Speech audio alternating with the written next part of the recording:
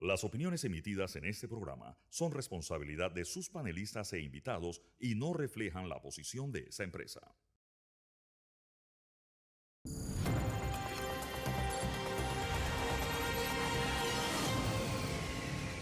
La Comisión de Presupuesto de la Asamblea Nacional fue escenario esta semana de acalorados debates, entre ellos el tema con la rectora de la Universidad Autónoma de Chiriquí.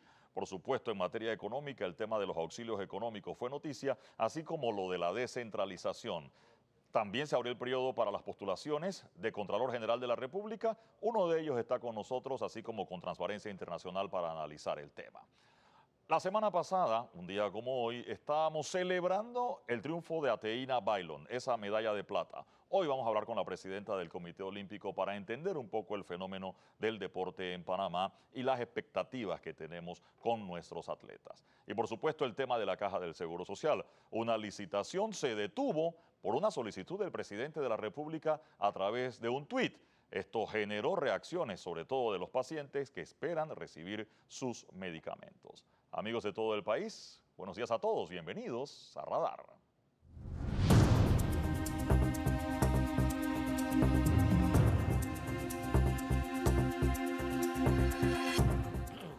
Amigos de todo el país, hay varios asuntos que han sido noticia durante la semana y al final, si los canalizamos, tendrían que ver con la transparencia, doctor Ritter. El presidente de la República, en su ya podemos decir acostumbrada, ya van 4, conferencia de prensa semanal, enfocó un poco los reflectores en el tema de la UNACHI y también habló del tema de la descentralización. Además, esto surge al día siguiente de todo un debate en la Comisión de Presupuesto de la Asamblea, donde también estuvo el tema de la UNACHI. Bueno, por allí pasó el canal, por allí pasó el Ministerio de Vivienda con un tema de que habían votado 2.000 personas, pero quieren nombrar como a 4. Todo un asunto que se ha ido generando en estos días, doctor Ritter, sobre todo con la transparencia, ¿no? Al Pero final del día. en el fondo lo que hay es un señalamiento, poner el dedo en la llaga de la corrupción. Los dos casos, igual que trató la semana anterior de los auxilios económicos del IFARU, tienen como telón de fondo una corrupción, vamos a decir, legalizada.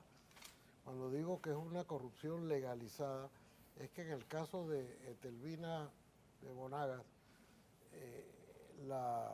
su defensa era que todo estaba dentro de la ley, que no había cometido ningún delito. Y en efecto, a ellas le legislaron de manera muy especial para ella, para que pudiera reelegirse. Entonces sí, hay una legalidad, sí, su presupuesto está aprobado por la Asamblea, sí, pero entonces ahí viene siempre la disyuntiva, que es moral y que es ético. E igual podemos hablar de la descentralización paralela. La descentralización como tal está concebida en la ley. Lo que no está dentro de la ley es la paralela. La descentralización como tal incluso es una figura necesaria, importante, conveniente, bien administrada, para que no todo tenga que venir a la capital, que ciertas obras menores o reparaciones menores no las tenga que resolver el ministro del ramo, sino que se puedan resolver en el nivel local.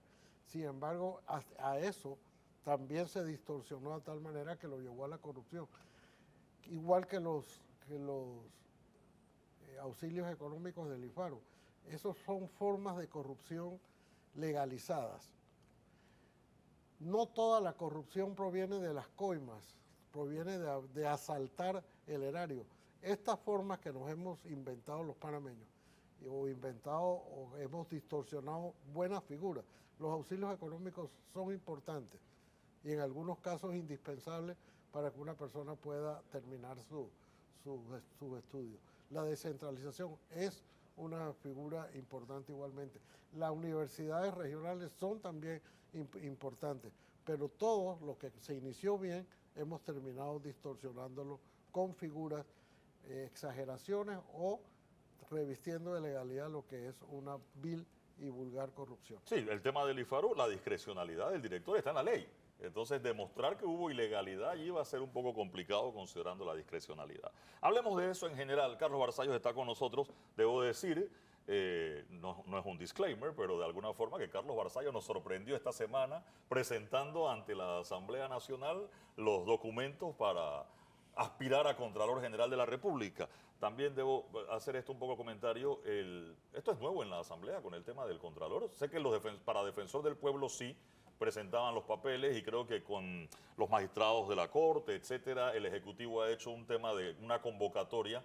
En la Asamblea no recuerdo convocatoria, o sí había la figura de la convocatoria. No sé, Carlos, si la recuerdas. Sí la recuerdo porque sé que hay personas que se están postulando por segunda vez. Okay. O sea, que la hubo en el caso anterior por lo menos, porque sé de distinguidos colegas que este es su segundo intento. Así que tuvo que haber una primera, pero sigue siendo en alguna medida una novedad. Es bueno, transparente para lo que pueda servir, ya lo iremos viendo, porque el proceso no está tan afinado como el de los otros que se mencionaron, los ejemplos. ¿Qué falta? Por ejemplo, yo tengo una gran oportunidad y yo se las agradezco, yo estoy aquí, soy uno de los 66 y puedo ser escuchado, los otros 65 no. Y un principio de justicia tiene que ser que todos deben ser escuchados. Ahora, yo estoy siendo escuchado no necesariamente por los que van a votar, puede que no vean el programa, no están oyendo otros que les guste más o menos lo que yo diga. Lo que tenemos que ser escuchados todos es por los diputados en su sede. Y entonces tiene que hacer que el procedimiento llegue allá y que lo vea todo el mundo, que gracias a la tecnología, el internet, se ve por YouTube. Todo eso ayuda a ver por qué hace el proceso, además de la palabrita de transparente, lo hace lógico para el ciudadano. El ciudadano se da cuenta qué es mejor, qué es peor y toma buenas decisiones. Ahora, legalmente creo que la Asamblea, un diputado se para, postula a una persona y ya, o sea, no había que hacer la convocatoria, ¿no? No, están fuera de la ley en un sentido positivo y nuevamente encomiable, pero aquí, y yo tengo que coincidir con lo que se ha dicho antes, el gusto está en el fetichismo a la ley y la corrupción se ha legalizado, eso está aprobado ya y nos gusta mucho la forma. Es decir, ahora mismo estamos en un proceso, en el día de hoy, de revisión de los requisitos formales que se cumplen, que son mínimos en la Constitución. Hay que pensar y aspirar a que para un cargo como este se eleve, porque estos son bastante mínimos, simplemente de papeleo. Y luego lo que viene es mucho más, es decir, los planes que se va a hacer, porque lo que viene es un tema de carácter, integridad, trayectoria, que difícilmente se plasma en un currículum. Muy bien, usted aspira a ser Contralor y quiero enfocar esa aspiración a lo que estamos discutiendo. Cuando se dio el tema de los auxilios económicos, uno de los reclamos fue que Contraloría no estaba necesariamente de acuerdo con publicar los nombres de todos los que habían recibido auxilio económico. En el tema de descentralización, son 701 corregimientos y no hay 701 auditores para tener uno en cada junta comunal viendo lo que hace. Es decir, hay una serie de reclamos que se le hacen a la Contraloría y usted de ser electo va a seguir recibiendo esos reclamos también. Con total razón, mientras no se den algún tipo de resultado o algún tipo de lógica. La lógica utilizada hasta ahora permite decir de forma lapidaria de que muchos de los problemas que tenemos hoy en día son productos de la falta de fiscalización. O sea, la relación es bastante clara y por eso estamos metidos en este berenjenal. Hablo en plural, yo en esto y todo el mundo con el lío que tiene de que hemos perdido muchos millones de dólares mal utilizados. Entonces, esto es sencillo. Se requiere una fiscalización adecuada para proteger el erario público. Las cosas tan sencillas a veces hay que decirlas por más evidente que parezca. Entonces sí, pero también hay que ser bien serio y responsable. Hay un asunto ciudadano que, si usted se da cuenta, todo en Panamá termina en el Ministerio Público y todo el tema de administración pública en la Contraloría. Todo el mundo aspira a que se haga un audito de la Contraloría y todo el mundo aspira a que hasta temas vecinales terminen en el Ministerio Público. Ambas entidades están sobrecargadas, hay que sacar una matemática y saber si ellos pueden hacer con lo que tienen hoy todo lo que se aspira y en cuánto tiempo lo harían. Y cierro con esta idea. El problema de Contraloría ha estado en voluntad y también en poder. Si tuvieran que hacer todas las auditorías que hay que hacer, el sector privado lo tiene muy claro. Cuando hay una auditoría, primero va a ganar dinero porque cobra. Son horas hombre, horas por dólar por lugar. Se van al cliente y multiplican cuántas horas el cliente ruega, que estén pocas horas porque si no le va a salir un cuentón. Acá en el sector público no hay esa tendencia. La gente va, se queda allí un tiempo, vuelve a discreción del contralor. Entonces, hay que quitar la discrecionalidad, hay que ir, pero hay que decirle a la gente, no tenemos suficientes personas para ir. Y no solo es cantidad para llenar, es calidad. Los que vayan, hay mucha gente que sabe lo que tiene que hacer, como hay otros que no necesariamente lo saben. Se necesita auxilio de expertos que los hay y que pueden ayudar.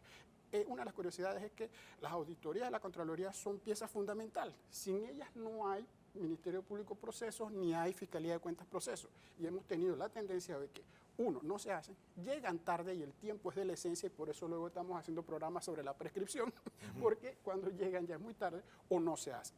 Eso hay que cambiarlo y por eso y muchas otras razones estamos intentándolo para ofrecer una posibilidad diferente y queda en manos de los señores diputados decidir. Bien, Simón Tejera, usted asintió cuando hablábamos del tema que se le exigía a Contraloría transparentar uno de los temas como fue el de los auxilios económicos, ¿no? Claro. Ahí para montarme también en el tema que tocó el doctor Carlos, ahorita mismo la ley de la Contraloría, como está, de hecho hubo una modificación a la ley de la Contraloría, le da la discrecionalidad al Contralor para auditar, es decir, puede o no llevar a cabo esa auditoría, lo cual antes no estaba así en la ley. De hecho, hay una demanda de inconstitucionalidad a esa ley en la Corte, en el despacho del magistrado Arrocha, precisamente porque está yendo en contra de la Constitución, en las labores que tiene, en las obligaciones que tiene el Contralor de investigar, auditar este tipo de casos. Entonces, lo vemos transversalmente. La labor del Contralor, la importancia que tiene como entidad de control sobre cosas como los préstamos auxilios económicos del IFARU, la descentralización paralela, incluso el tema del UNACHI. Es decir, que todas estas cosas están básicamente ahora a merced de la integridad del funcionario en lugar de la integridad de la institución, como debería ser. Es decir, que la institución tiene que filtrar todos estos procesos para que entonces podamos fiscalizar correctamente y no, digamos, esperar a que de la voluntad del Contralor, esperemos que sea bueno, esperemos que haga su trabajo, entonces se hagan las auditorías. Entonces, ocurre mucho eso, lo que mencionó Carlos, que se empiezan las investigaciones, se caen, porque no tenemos la auditoría de la Contraloría. La Fiscalía de Cuentas le pidió información a la Contraloría, no la recibe. Entonces esto simplemente le da un espacio, digamos, a la corrupción para que se salga de control. Incluso recientemente se reformó la ley de la Contraloría y hay unas discrecionalidades que ahora tiene el Contralor de si manda o no a auditar alguna circunstancia. Sí, bien lo explicaba Simón y debía añadir que fue Transparencia Internacional, ya yo no estaba ni en la directiva ni en la presidencia, la administración actual, la que demandó la inconstitucionalidad para resolver esto dentro de los canales normales. Pero un aspecto más macro hay que ver. Sí es cierto, es un problema que haya discrecionalidad, pero por ejemplo yo les puedo decir públicamente, si yo fuese el Contralor y llegara, yo no utilizaría esa discreción. Entonces ahí nos salvamos coyunturalmente porque yo no lo voy a usar. Y lo que él dice es genial, es decir, que no tenga la discreción para que la ley diga. Pero también tenemos que remontarnos al pasado. Cuando la ley lo decía y no lo cumplían, ¿qué pasaba? No mucho, porque faltan otros elementos, que es que a ese que no hace, alguien lo haga que lo haga. Lo tiene que vigilar y entonces hay que ir a otro órgano, que en el caso del Contralor solo lo remueve el órgano judicial, porque mucha gente tiene confusión y le pide al presidente que nombre al Contralor y es la Asamblea, y el que lo remueve es la Corte. Entonces ahí tenemos que ver estos balances para que haya quien lo vigile, quien le exija, porque no se trata solo de la discreción, que es mejor no tenerla en casos como nuestro, sino que se trata del no cumplimiento de la ley cuando ya está y que nadie se exija que la cumpla. Eso es lo que crea un círculo vicioso que no nos saca de este problema de quejarnos de problemas coyunturales, anecdóticos, hasta que tengamos el próximo. Entonces, eso es insostenible, en mi humilde opinión. Dice, cuando no dice humilde opinión es que luego va a decir una barbaridad, pero es que uno tiene que pensar que cómo vamos a estar perdiendo cada vez más plata, endeudándonos y que no pase nada, además de molestarnos y ponernos bravos. Algo tiene que pasar y por eso yo estoy convencido de que los que podemos, tenemos que hacer algo, es un deber cívico, pase lo que pase con este tema. Doctor Ritter. Pero una etapa previa a esa discrecionalidad, para el uso o no uso de la discrecionalidad, es la institucionalidad. Cuando uno ve qué ha pasado en la descentralización paralela, yo quedé asustado cuando vi que es que no había registro. No es que los registros estaban mal hechos, que no había registro, punto. Pero eso sí tiene que rayar ya en el delito, porque cuando uno tiene, aunque toda la discrecionalidad del mundo y que la descentralización paralela le permitiera a los distintos funcionarios utilizar más o menos liberalmente, por decirle, por usar un adverbio un poco generoso, a usarlo con cierta liberalidad, de todas maneras no lo puedes usar para tu propio beneficio y no puedes estar regalando la plata. Pero así como la descentralización, la de verdad, tiene un manual de en qué lo puedes usar y cómo, la paralela no tiene. Lo que no puede hacerse es que haya desaparecido todo registro. Aquí hay juntas comunales, ahora hemos venido a saber, donde no hay un solo registro. Es como si entraras a una casa recién construida, que no hay antecedentes. No es que se perdieron, no es que haya malos registros, es que los desaparecieron. Eso también tiene que rayar ya en el delito. Si me permite, y no quisiera monopolizar, pero por ejemplo, en otras culturas, países y jurisdicciones, el solo hecho de que no haya registro, se terminó el caso, ya es suficiente, porque aquí lo hacemos a la inversa. Ahora acuérdense de mí, el no tener registro va a crear una ventaja, porque nadie dice que va a saber qué pasó, y se van a quedar toda la vida buscando los registros para ver lo que es evidente. En los otros lugares, la quiebra, que ya la desaparecimos del código, la quiebra fraudulenta empezaba cuando el comerciante desaparecía sus libros. Uno no podía saber cuánto era lo que tenía y lo que debía, pero como él los desapareció, la carga es de usted. Usted tiene que tener libros, no los tiene, ya yo no tengo que investigar más nada. Acuérdense que aquí nos vamos a quedar con el formalismo buscando a Nemo. Vamos a estar buscando los libros y no vamos a encontrar Y los libros. para añadir Sí. también ahí al mismo tema, lo que se ha descubierto hasta el momento, según las declaraciones del órgano ejecutivo, ha sido que se hizo bajo una figura de emergencia. Es decir, esa es otra de las maneras en que se pierde esa institucionalidad de registro, diciendo esto es emergencia, es decir, podemos saltarnos los controles normales simplemente para atender una necesidad urgente, lo cual es cierto, por eso se crean este tipo de partidas, pero claramente aquí se utilizó para decir aquí no hay ningún registro de nada. En este sentido, no se pregunta aquí, yo sé que los abogados y los penalistas a lo mejor me van a salir, ustedes son abogados, permiso, Simón también. Indubio pro reo, ¿cómo le llaman? Todas estas cosas, pro hominem, favor libertatis y todas estas clases de latín, yo no me acuerdo de todo ya como antes, pero una auditoría, si la Contraloría no la puede hacer y yo soy el nuevo representante de corregimiento y yo traigo, no sé, a John & John, Pete Marwick, o una de estas auditorías privadas conocidas, famosas, el juez no puede valorar eso y validarlo. O sea, si no es la prueba, a ver, una violación, el primer médico que la ve es el del Santo Tomás y se desaparece la del Instituto de Medicina Legal, esa del médico del Santo Tomás no vale, no sería proporciones guardadas lo mismo. Yo no voy a contestar lo que ni me gusta ni opino, voy a contestar fríamente lo que hay. Ya esto lo discutimos porque esta película se repite varias veces. En tandas anteriores, ante la desesperación de falta de querer hacer las cosas, se pensó en privatizar y contratar y ayudarse con firmas privadas. Yo lo conozco por conocimiento de causa y se quería que firmas vinieran a hacer este trabajo. Ya hay jurisprudencia de la Corte que dijo que eso no era posible. Para responderlo así, sencillo, dijo que eso es privativo de la Contraloría, lo cual nos lleva al nuevo punto. ¿Cuántas personas hay adentro que lo puedan hacer en tiempo? Saquen la matemática y sabrán que si usted pide una auditoría, el 701 del corregimiento le va a tocar en el año 2029 y hay que hacer esas matemáticas. Pero bueno, ¿cómo solucionamos eso? Reforma a la ley. Ahí sí tengo que reconocer que la ley es una necesidad porque lo que lo están pidiendo es eso y la jurisprudencia ya lo interpretó, a menos que decidieran cambiar de criterio jurisprudencial. Así que estamos en ese, digamos, dilema. Pero nuevamente, insisto mucho en el punto y no voy a hablar como simplemente hay que tener los datos. Ocultar los datos debe ser un problema. Había un principio en derecho que todavía existe, que el ser buen padre de familia, responder como buen padre de familia. Yo he trabajado con el doctor el tema de la discreción, porque aquí hemos hablado de las partidas discrecionales y cómo se abusa. El problema, y él es de la Academia de la Lengua de la Semántica, cuando a un soldado le dicen dispara a discreción, yo creo que después no le pueden preguntar cuántas balas tiró, sino que dispara a discreción. Pero él lo ha dado en el clavo. El problema es que la discreción es que yo no me robe las balas. Las balas estaban para que las disparara al enemigo, no es que yo agarre la caja de balas, me las lleve para mi casa y las venda. Ese es el tema. Hay que saber distinguir entre discreción, que hay que quitarla, porque la usan mal, no hay madurez, y segundo es, no puede aprovecharse usted ni sus familiares, porque eso es otra cosa. Entonces, hay temas que se sobreponen y hay que separarlos. El problema es que lo vemos como un todo, nos parece lo malo. Eso está malo, pero hay que llevarlo a cada nivel.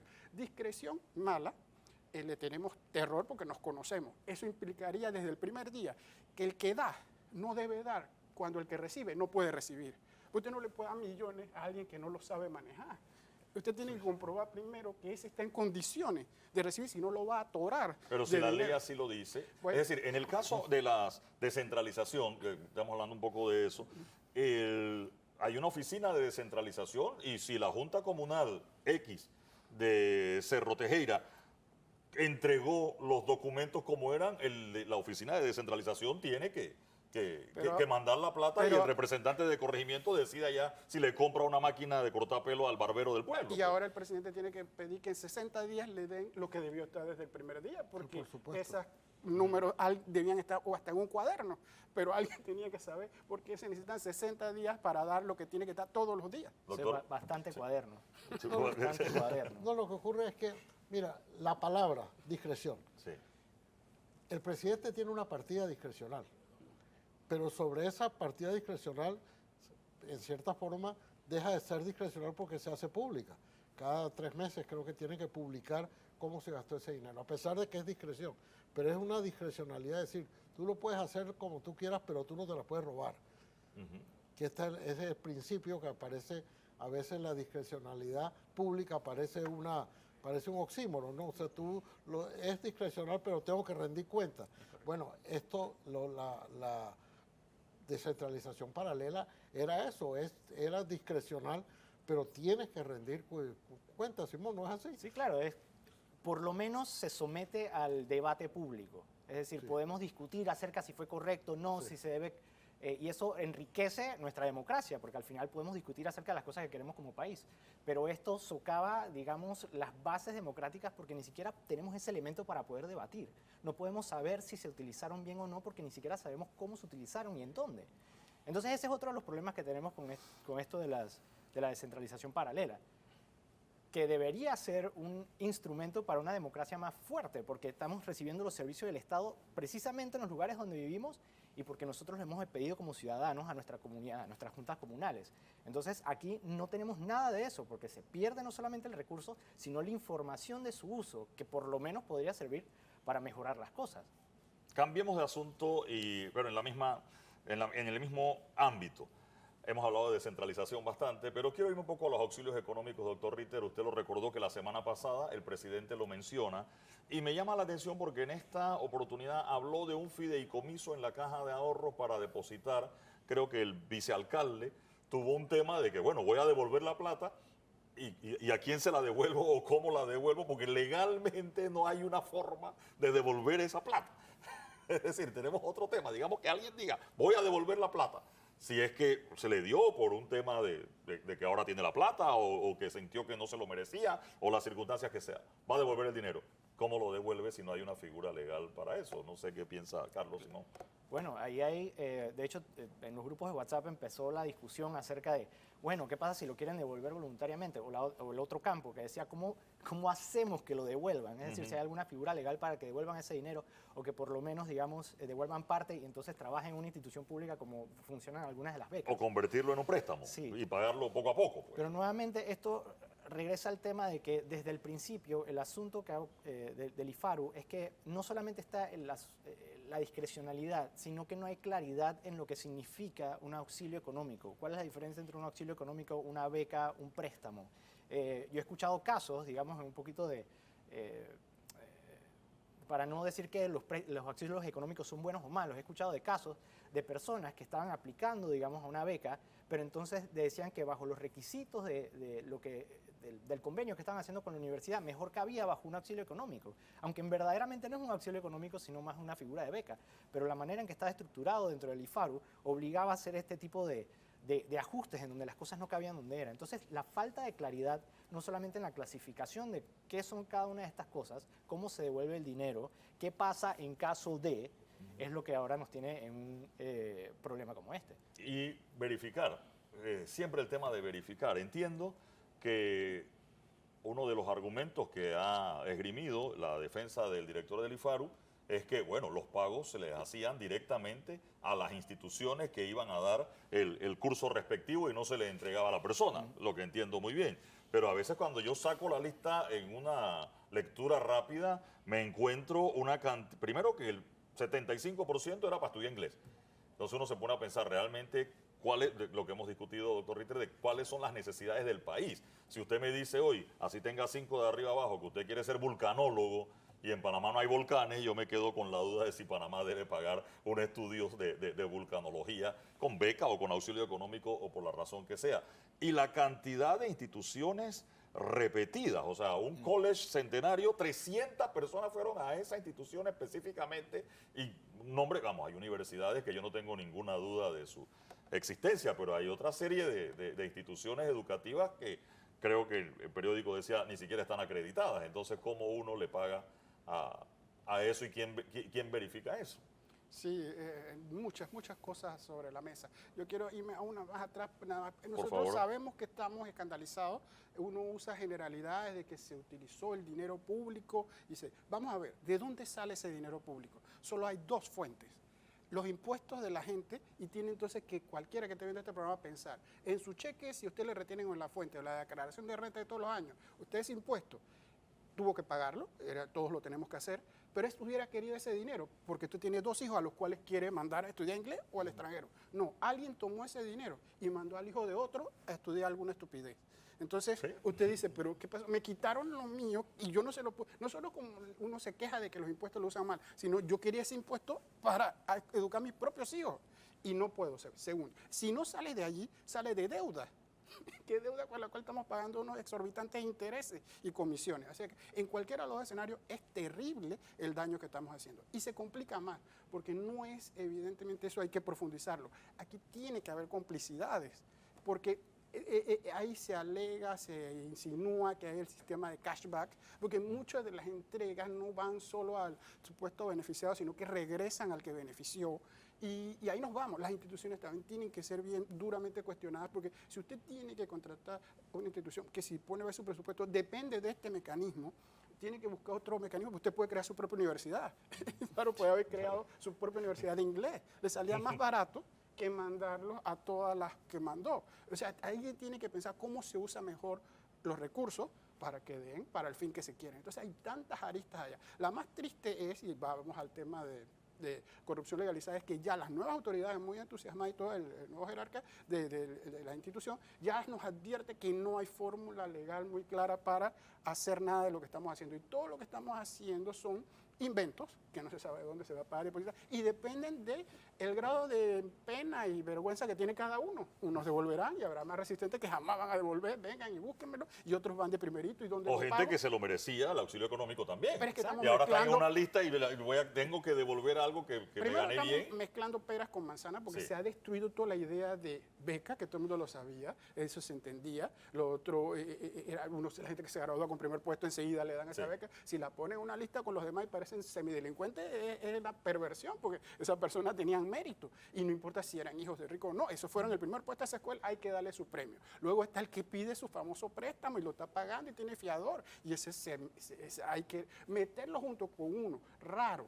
Auxilio, que no parece gente que no necesita auxilio, recibió auxilio, ya esa es una distorsión no solo del lenguaje, sino de las ideas correctas y hay que evidentemente pararla, combatirla y en lo que se pueda hacer que no se repita más. Me gusta recordar siempre que cuando el IFARU se creó hace 60 años, no era un repartidor de becas ni de auxilios, era para mantener un inventario de las necesidades de la gente y que lo que el país necesitara se le facilitara a estudiantes panameños que pudieran realizar esos estudios al principio. Eso fue la concepción. Por eso no se llama un departamento de becas o de auxilios, se llama formación y aprovechamiento de los recursos humanos. Eso se ha perdido por completo. Hay una cantidad, ustedes que son más jóvenes y lo saben mejor, que habrá cantidades de empleos que van a desaparecer, que ya han desaparecido. Y con la inteligencia artificial va a desaparecer todavía más empleos que ya nosotros no tenemos por qué mandar a estudiantes a estudiar empleos que ya no van a existir. Y sino ese inventario permanente es el que no existe ahora. Si uno pone a ver qué fueron a estudiar los de los auxilios económicos, no tiene absolutamente ningún sentido. Y como hay ciertos rubros, tanto en la descentralización paralela como en la asamblea, unos rubros que son universales, como informador deportivo o formador deportivo. Sí, promotor deportivo. Promotor deportivo. Tenemos que con la cantidad de promotores deportivos que tenemos en la asamblea, que son miles, debiéramos haber barrido en las Olimpiadas y no celebrar solamente la medalla de boxeo. De manera que sí estamos ante una falta absoluta de institucionalidad, porque si existiera la institucionalidad, aún en el caso que señala Simón, de que esto era una emergencia, pero aún dentro de la emergencia tiene que existir, aunque sea un manual mínimo, de qué tienes que registrar y qué puedes hacer. El hecho de que haya una emergencia no significa que yo puedo coger la plata e irme a pasear a los Estados Unidos. Claro. Sí, la emergencia era para comprar la guantes, emergencia mascarilla, gel alcoholado, etcétera, y resulta eso que en la tiene emergencia que terminaste comprando eso tiene perfume. que tener un control, tiene que tener ciertas normas de institucionalidad de las cuales carecemos absolutamente. Y el control, es decir, aunque sea discrecional, como hablábamos usted y ponía el ejemplo del caso de presidencia, que hay una partida discrecional, bueno, te entregó la plata, pero tiene que venir una factura, y una factura con ciertos requisitos, no que diste la plata y no hay ningún recibo siquiera, como los documentos que dimos, los libros desaparecieron, le decimos los libros, ¿no? Pero bueno, desapareció el disco duro, ya el tema del libro sigue siendo...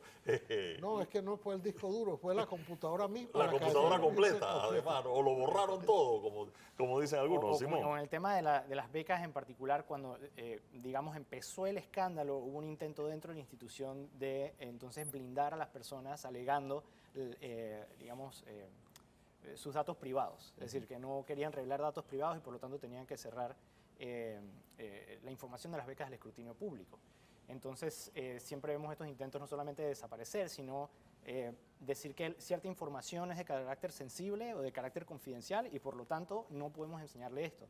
Pero yo creo que queda bastante claro que la información de las becas es de carácter público, deberíamos poder verlo precisamente en son parte fondos públicos, o sea, son tus datos privados, sí, pero si estás accediendo a fondos públicos, entonces si no, ve por una beca privada. Exacto. Y también nos ayuda a hacer, por ejemplo, lo que tú has hecho con, digamos, el desglose de a dónde se fue la plata. Sí. ¿Para dónde? Entonces, cursos de inglés. Ok, parece que, según el IFARU, lo más importante en este momento, la prioridad número 1 es que la mayor cantidad de estudiantes panameños estudien inglés. Esa es la visión que queremos como país. ¿Qué tal si inventamos otra que tenga que ver con ingeniería? ¿Qué tal si inventamos otra que tenga que ver con las artes? Pero al no tener esa información, nuevamente, como para echarlo al tema del debate público, si no tenemos información ni siquiera podemos apuntar para dónde vamos.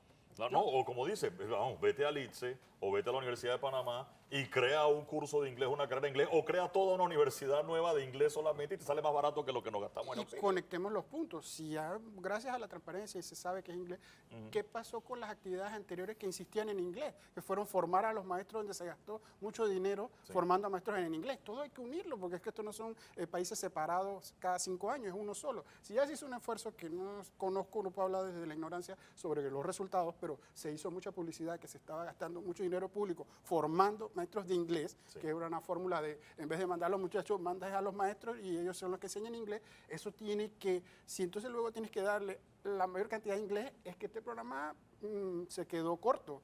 Hay que analizar todo junto porque no hace sentido.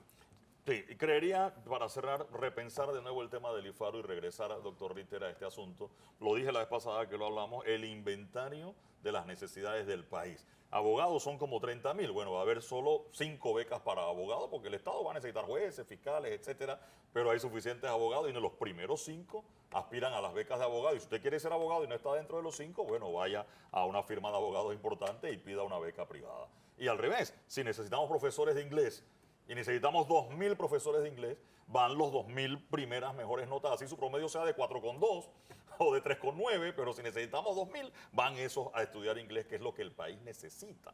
Más allá de si lo que usted quiere estudiar y tuvo el primer puesto de honor y coincide con lo que el país necesita, perfecto. Pero si usted quiere estudiar a lo que el país no necesita, a lo mejor que una universidad privada se lo pelea a usted y lo quiere de estudiante, pero no con la plata del Estado, ¿no? Me voy a quedar con eso. Lamento mucho, y meto la cuchara aquí, porque yo creo en la descentralización, yo creo en los auxilios económicos, creo en las universidades regionales, o sea, realmente son necesarias, doctor, usted lo dijo casi al principio del programa, pero como una distorsión va a terminar dañando el tema. Los auxilios económicos, el futuro que yo le veo es que esto va a quedar en becas o préstamos y se acabó el tema de auxilio, ¿no? Beca por mérito y préstamo con la garantía de que lo vas a pagar de vuelta. Es que ellos terminaron cambiando una palabrita que cambia todo. Cuando tú dices que es por méritos o necesidades, cuando decía antes era méritos y necesidades. Entonces le cambias una I por una O, entonces dejas toda la discrecionalidad del mundo. Pues no, es que no es si necesitas, Sí. sino es si tengo mérito. ¿Quién dice que tengo mérito? El director del IFARU. Entonces eso, otra vez, falta de institucionalidad. Con eso voy a la pausa, enseguida regresamos.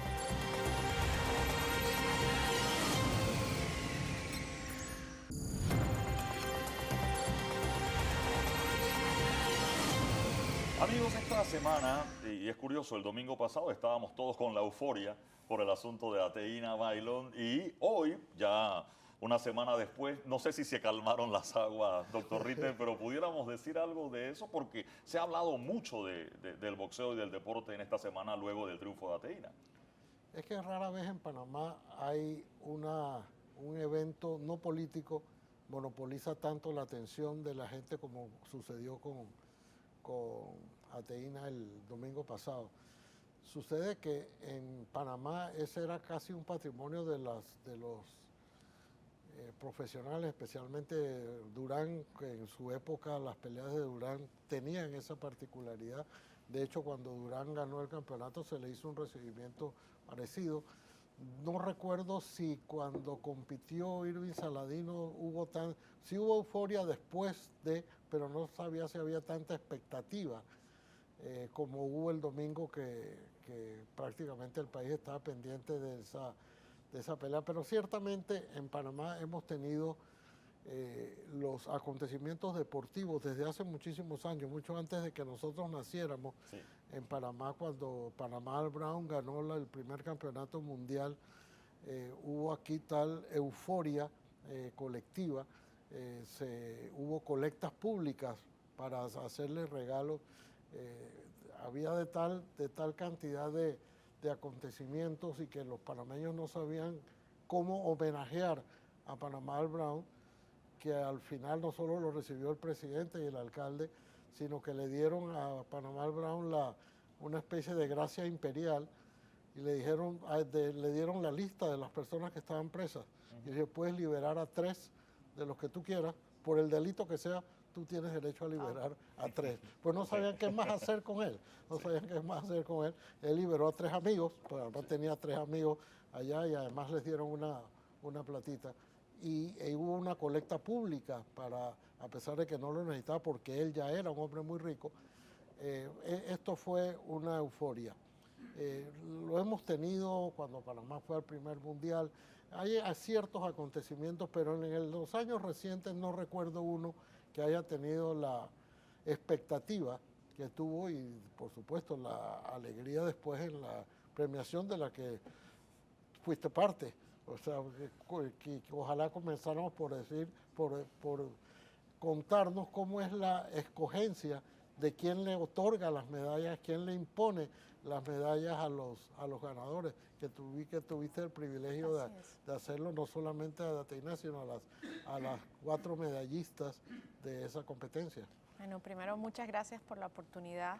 Qué lindo es escuchar que el deporte tiene esa capacidad y ese poder de unir y de transformar, porque yo creo que eso es lo que es una gran fuente de inspiración, no solamente a Ateína, sino el restante de nuestros otros 7 atletas. La gente estuvo realmente pendiente de sus actuaciones, siguiendo ciertamente los resultados deportivos de la magnitud y de la índole de lo que ha logrado Ateína hace que todavía sea más fuerte en mucha gente y trascender todavía más allá. Pero sí le digo yo personalmente, que tengo ya muchos años en el mundo deportivo, primero como atleta, luego como profesional del derecho aplicado al deporte y como dirigente ahora, que la gran tarea que tenemos todos es que esto no sea solo una emoción colectiva y acciones bien concretas y específicas para homenajearlo, sino que realmente sea la plataforma para lograr un sistema deportivo en donde no solamente estos atletas, sino los futuros atletas puedan contar y tener el respaldo y las condiciones y elementos necesarios que se requieren para darnos más alegrías como esas de manera consistente a los panameños. Pocas cosas tienen el poder de hacer lo que pasó el día sábado en Panamá. Si ustedes lo vivieron así, se podrán imaginar nosotros. Ahora, yendo a su pregunta, he tenido el gran privilegio y el gran honor, y lo he repetido en ocasiones anteriores, de ser nominada y luego elegida como miembro del Comité Olímpico Internacional. Es un reconocimiento al gran trabajo en equipo que por muchos años se ha venido haciendo para que resultados como este no sea producto de la casualidad, sino de la causalidad, de un trabajo de muchas personas a lo largo del tiempo para hacer que eso fuese posible. Yo incluso antes de ir a Juegos, en entrevistas que me hicieron y me preguntaron, ¿Panamá puede aspirar a alguna medalla? Le digo, sí, claro, hemos trabajado para eso. Y ha sido la tónica a lo largo de todo el ciclo y de años anteriores. Río 2016 fue un diploma olímpico con Alonso Edward, luego fuimos a Tokio, 2 diplomas olímpicos significa estar entre los mejores 8 atletas del mundo. Panamá no había conseguido, sino en el año 48, tener 2 diplomas olímpicos en una misma edición de Juegos. Lo hizo Gianna Woodruff y Ateína Bailo, y las 2 primeras mujeres, evidentemente. Y luego vamos a París 2024, conseguimos la medalla y grandes hitos en otras actuaciones de nuestros atletas que nos dicen que vamos en el camino correcto para lograr que se trascienda en el tiempo. Por eso decía al principio que espero que la euforia y este momento de alegría que nos han dado nuestros atletas sea una gran oportunidad para transformar de manera sostenida y sostenible el deporte de nuestro país. Yo quedo elegida miembro COI justamente en una asamblea, una sesión del COI que se da el 24 de julio y a partir de allí, por protocolo, los miembros COI y una persona de la Federación Internacional del Deporte en que se está premiando son los que tienen la posibilidad de entregar una medalla. En Panamá han habido solamente 2 miembros COI, nunca había habido una mujer en nuestra historia de más de 90 años en Juegos. Así que las posibilidades, no solo para muchos, de ganar una medalla y de yo ser elegida miembro COI era solo un sueño, era muy remoto. Y ver que esas cosas se pudieron dar, pues nos ratifica eso, que el trabajo que se viene haciendo realmente hay que continuarlo y que nuestros atletas merecen, nuestros atletas hoy, nuestros deportistas del mañana, merecen que se siga trabajando de esa manera. Por eso es que tuve el honor de poder ponerle a Ateína la honor medalla. Que pasó un tanto inadvertido, o sea, como que los ojos estaban fijados en Ateína, pero sin reparar en que era también una panameña la que estaba premiando, la que estaba imponiéndole las medallas a las... Y es así como debe ser. Al final ellos son las estrellas, ellos son los que debemos darle toda la gloria. Ciertamente, y eso siempre yo hago mucho énfasis, el trabajo en equipo de otras personas, de su equipo de trabajo, desde nuestras autoridades gubernamentales deportivas, desde el comité, el médico, el fisio, el entrenador, es decir, la federación, todos los que hacemos parte de ese equipo de trabajo tenemos un rol que jugar, una competencia que jugar para que en efecto ese atleta pueda lograr ese resultado. Pero ellos son los héroes, ellos son las estrellas y para ellos y por ellos es que trabajamos. Yo quiero poner 2 situaciones en perspectiva. Usted como Comité Olímpico, hay elecciones ahora en diciembre nuevamente. Antes del 31 de diciembre. Deben estar, antes del 31 debe Correcto. hacerse la elección. ¿Usted aspira nuevamente? Bueno, todavía no es una decisión que he tomado. Sí. Yo creo que la gran responsabilidad que tengo hoy es primero presentar nuestro informe de rendición de cuentas económico y de actividad de lo que ha sido París. En el mes de marzo entregamos nuestro informe del 2023. Cada año entregamos nuestro informe de rendición de cuentas. Terminar con eso y sentarme a conversar. Sí le debo ser bien sincera, muchos de los presidentes de federaciones se han reunido conmigo y lo que me han dicho, Damaris, queremos apoyar porque creemos que es el liderazgo correcto para nuestra organización. Es un honor que me digan eso, pero también hay un sacrificio personal bastante grande y profesional. Yo amo lo que hago, la verdad creo que soy una persona bendecida, que lo que hago tiene la oportunidad y la capacidad de transformar las vidas de personas. Así que será una decisión que tendremos que analizar muy prontamente. Quiero ir a eso, porque aquí hay 2 peleas. Uno, la pelea, porque así como hay quienes la apoyan, la batalla política interna es una batalla, no sé si la palabra es política también, doctor Ritter, porque es una elección y hay que ser escogido. Claro. Y lo que estamos diciendo ahora, el tema de las necesidades de los atletas, del deporte como tal, claro, y las que se tiene. Conseguir los votos de las otras federaciones es todo un lobby, toda una elección. Pero cuando vamos a lo que necesitamos en el deporte, Ateína Bailo en cada entrevista que lo dice, habla de las necesidades que tienen los atletas y ella está aprovechando el momento para convertirse en una vocera de las necesidades que tienen los atletas. Y echando para atrás, 2008, Beijing, Irving Saladino gana la medalla de oro y le pusimos ciudad deportiva, el gimnasio de su escuela lleva su nombre, hay una barriada con su nombre, etcétera. Pero pista de atletismo creo que no hay.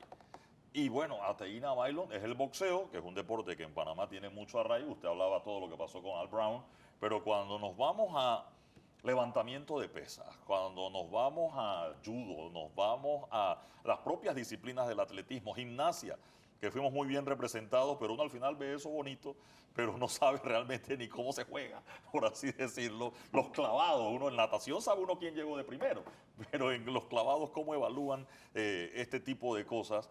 Y hay deportes que sí, son más atractivos, basquetbol, béisbol, baloncesto, boxeo, que otros deportes que también son deportes olímpicos y que son quizás en fútbol y en béisbol, que se quejan de que no tienen apoyo y tienen, imagínense los otros deportes como la lucha o el levantamiento de pesas que no han sido tan atractivos como otros. Mira, lo primero, yo creo que mi proceso eleccionario y el resto de mis compañeros en la Junta Directiva lo demostramos.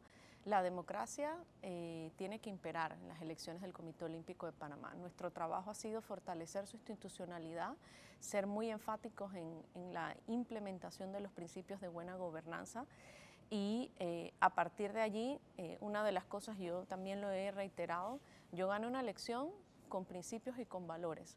Yo no hice lobby con nadie. Nosotros nos sentamos a presentar propuestas de qué era lo que nosotros como colectivo considerábamos que era el mejor destino para el Comité Olímpico de Panamá. Esa es la decisión de las federaciones deportivas nacionales. Evaluar si el trabajo que en estos 3 años y 4 meses más o menos hemos hecho es el camino correcto y decidir quién va a ser la próxima líder de nuestra organización. Por el otro lado, creo que Ateína definitivamente es una líder y como líder también tiene una conciencia de las necesidades y de las cosas que se pueden mejorar para avanzar hacia el futuro, porque la ha vivido en carne propia. Y creo que es positivo y valoro y apoyo y aplaudo que haya tomado ese liderazgo de ser la voz de muchos de los atletas para decir propositiva y constructivamente las cosas que se pueden mejorar. Yo personalmente, y yendo a lo que usted dice de los deportes tradicionales y no tradicionales, nosotros al menos desde el Comité Olímpico de Panamá tenemos un plan muy claro basado en una cosa que se llama el modelo SPLIS y creo que eso es lo que ha hecho. ¿Qué es? El modelo SPLIS es un concepto creado por unos investigadores internacionales en Europa que básicamente ellos estudiaron un total de 15 a 20 modelos deportivos, sistemas deportivos de países de los que más medallas ganaban para definir, oye, qué son las cosas que hacen que estos países logren estos resultados deportivos que sean continuos y sostenibles en el tiempo. Y definieron que hay 9 pilares específicos que son los que hacen que en efecto, o al menos son las cosas comunes que hay en esos sistemas para lograr resultados. Meta Olímpica, que inició como sueño olímpico, era la propuesta que nosotros llevábamos adelante en la Junta Directiva, es justamente cómo hacemos para que esos 9 pilares se puedan ir cumpliendo a lo largo del tiempo. Sí, por ejemplo, el input más importante es que uno tenga financiación estable, que yo debo decir, y lo he dicho anteriormente, hay que reconocerle a nuestras autoridades gubernamentales anteriores una decisión histórica de darle al Comité Olímpico de Panamá para preparar a sus atletas $1 millón previo. Eso no había pasado nunca antes en la historia de Panamá en términos de gestión y de organización. Organización y estructuras de políticas deportivas, que sigue siendo una de las grandes falencias que como sistemas hoy tenemos. No lo podemos lograr a nivel público, porque somos una organización no gubernamental sin fines de lucro, no somos una institución de derecho público, pero hemos hecho propuestas específicas que están en nuestra página web en la sección de estudios. Y nosotros internamente como organización hemos establecido políticas específicas como por ejemplo el reglamento de los aportes. ¿Quién puede pedir aportes? ¿Cómo se pide? Está todo totalmente digitalizado. Y así entre muchas otras cosas, políticas específicas para poder avanzar. Fundación y participación, que para nosotros, ¿qué cosa es eso? Es asegurarnos que nuestras organizaciones deportivas nacionales sean amplios en el proceso de inclusión y de participación de nuevas personas en las distintas áreas que tiene el deporte. La gente nada más ve al atleta, pero es que el atleta no puede existir si no tiene a un entrenador, si no tiene a un médico, si no tiene a un fisio, si no tiene una serie de personas que son relevantes en ese proceso. Identificación de talento, uno de los proyectos que honestamente le digo más esfuerzo nos ha costado. Logramos hacer un proyecto de detección de talento en 5 regiones del país, más de 500 niños de todo el país tomaron parte, científicamente probado. Hoy en día ya estamos en la fase de selección. Fue totalmente con recursos privados el proyecto, 32 niños que son nuestro futuro para el 2032 en Brisbane y para el 2036 donde se vaya a dar. El apoyo para los atletas post carrera es una de las cosas que... ¿Qué es eso? ¿Qué cosa Porque es? ahí hablamos, escuchaba a los atletas hablando, bueno, somos atletas, pero no nos vamos a jubilar, no podemos sacar una hipoteca para una casa, porque su actividad no es regular, digámoslo así.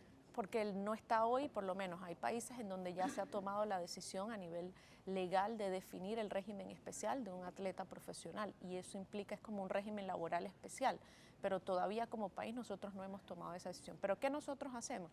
Ofrecerle educación, capacitación y oportunidad para que ellos puedan hacer esa transición de su carrera de atleta a una carrera profesional. Tenemos acuerdos de colaboración con universidades en Panamá, le ofrecemos becas, en fin, es tratar de propiciar las condiciones para que una vez termine su carrera deportiva, ellos tengan una vida profesional y laboral, ojalá vinculada al mundo del deporte, y eso depende de cada quien, pero ojalá vinculada al mundo de los deportes. El tema de los entrenadores, que es uno de los pilares más importantes. Creamos el primer programa nacional de certificación de entrenadores. Y cuando digo creamos, no es que nos inventamos aquí, no. Hay 3 manuales, más de 28 títulos, 12 autores de toda Iberoamérica que fueron parte, y que hoy esto es una... ¿Quién tiene que pagar esto? Hay gente que dice que el gobierno se tiene que meter y otros dicen, no, esto no es Cuba, que Cuba lo paga todo. Hay quienes dicen, no, el sector privado tiene que ver cómo se mete y las federaciones también hacer algo del trabajo. Mira, esto es un trabajo en equipo, no es un trabajo de uno o de otro. Yo creo que el Estado, el rol que tiene es propiciar políticas públicas, tener instalaciones deportivas de nivel que estén a disposición de nuestros atletas, propiciar condiciones para que nuestros atletas estén adecuadamente incentivados para poder lograr esos objetivos. O sea, la tarea, el rol y la competencia de cada uno de los actores del sistema deportivo es muy clara. O sea, hoy no le vamos a decir a Pandeporte que empiece a hacer proyectos de detección de talento. Eso no le compete a Pandeporte, no son entes administrativos de deporte. Entonces, hay que entender el rol y las competencias de cada uno de los actores del sistema deportivo. Voy a meterla a usted en un tema que mencionó el doctor Ritter justo en el bloque anterior. Cuando revisamos la asamblea, doctor Ritter, nos encontramos una planilla con una cantidad de promotores deportivos ganando plata, y resulta que tenemos más promotores deportivos a veces que atletas. Y los atletas pasando problemas. ¿Usted conoce a los promotores deportivos que están nombrados en los gobiernos, en las asambleas, en Mire, las yo- alcaldías? Yo no se encuentra una lista de esto. Yo sé que usted ha visto estos escándalos. Sí, claro. Es que hay que dejar claro algo. A veces metemos al deporte, como quien dice, en una sola java, cuando no es así. Hay 2 manifestaciones en el deporte. Tenemos el deporte de alto rendimiento y el deporte para todos. El deporte de alto rendimiento no es el del promotor deportivo. Ese es el deporte para todos, la promoción del deporte como un medio de salud física para la población. La tarea debería ser que estos promotores propicien la alfabetización física de la gente, que es uno de los problemas más grandes como sociedad. Miren los indicadores de salud que nosotros tenemos, la gente por encima de 40 años, no lo dice Damaris John, lo dicen los censos del Ministerio de Salud, la gente mayor de 40 años en este país, las 5 enfermedades, más el 90% que lo aquejan, dislipidemia, obesidad, presión arterial, entonces son todas enfermedades relacionadas con no tener estilos de vida saludables. ¿Y eso qué implica? Que no tenemos sistemas fuertes para proveer alfabetización física y condiciones para que el panameño de a pie haga actividad física. El panameño de a pie no es atleta. No sé si me logro explicar. O sea, llegar, son 2 tipos completamente diferentes. Ahora, ¿qué debe, si debe o no deben existir? Yo creo que eso no es una tarea del comité para contestar. Lo que sí es una realidad, y yo lo he reiterado en ocasiones anteriores, es que esto se tiene que regular, tiene que haber objetivos, indicadores, qué es lo que se busca con ellos, cuál es el índice de práctica de actividad física de la población panameña, y si tenemos por corregimiento X cantidad de promotores, ¿qué hacen? O es que simplemente evaluamos si hace una liguita, ¿cuál es el impacto de eso? ¿Me entiende? O el resultado de eso. Usted habló de la diferencia entre el deporte para todos y el deporte de alto rendimiento, pero de ese deporte para todos, si es una liga infantil Es que ahí tiene que estar la observación para que de ahí salga el de alto rendimiento, ¿no? ¿De dónde sale? Usted Vamos a ver. mencionaba hace un rato de Es una que- especie de operación, 32 muchachos que van a estar para Brisbane y después para el 36. Yo recuerdo cuando era un niño, me tocó en el baloncesto, hicieron operación tamaño. Se fueron a todas las escuelas y los muchachos más altos, así no Claro. supiéramos jugar basquetbol, venga, buscando Claro. promover eso, ¿no? Mire, es que el proyecto de detección no es solamente identificar y Sí. buscar, es que tenemos que seleccionarlo, es que tenemos que desarrollarlo y eso es un proceso, eso no pasa simplemente con decir, usted está grande y usted ya puede, por eso hablo de la importancia de la alfabetización física. Hoy en día tenemos ideales en el mundo para niños de 10 años, de 11 años, de 12 años, que ya nos van diciendo a nosotros en función de esas habilidades físicas, nos van diciendo, oye, en efecto este niño tiene potencialidad para potencialidad. No quiere decir el talento, y lo dice muy bien Ateína. Si no hay disciplina, si no hay estructura, si no hay ciertos elementos, el talento solo es eso. O sea, es un gran diamante en bruto, pero que si no lo pule no brilla. Y esa es la tarea y esa es la responsabilidad. Y bueno, eso es lo que nosotros a través del proyecto de detección de talentos buscamos. Otro de los grandes pilares que tiene este modelo de SPLIS es justamente la investigación científica. Nosotros hemos desarrollado una cantidad importante de investigación científica ahora para el mes de octubre. Casualmente, esos 500 niños que se evaluaron, vamos a presentarlo, hemos hecho en conjunto con una universidad colombiana.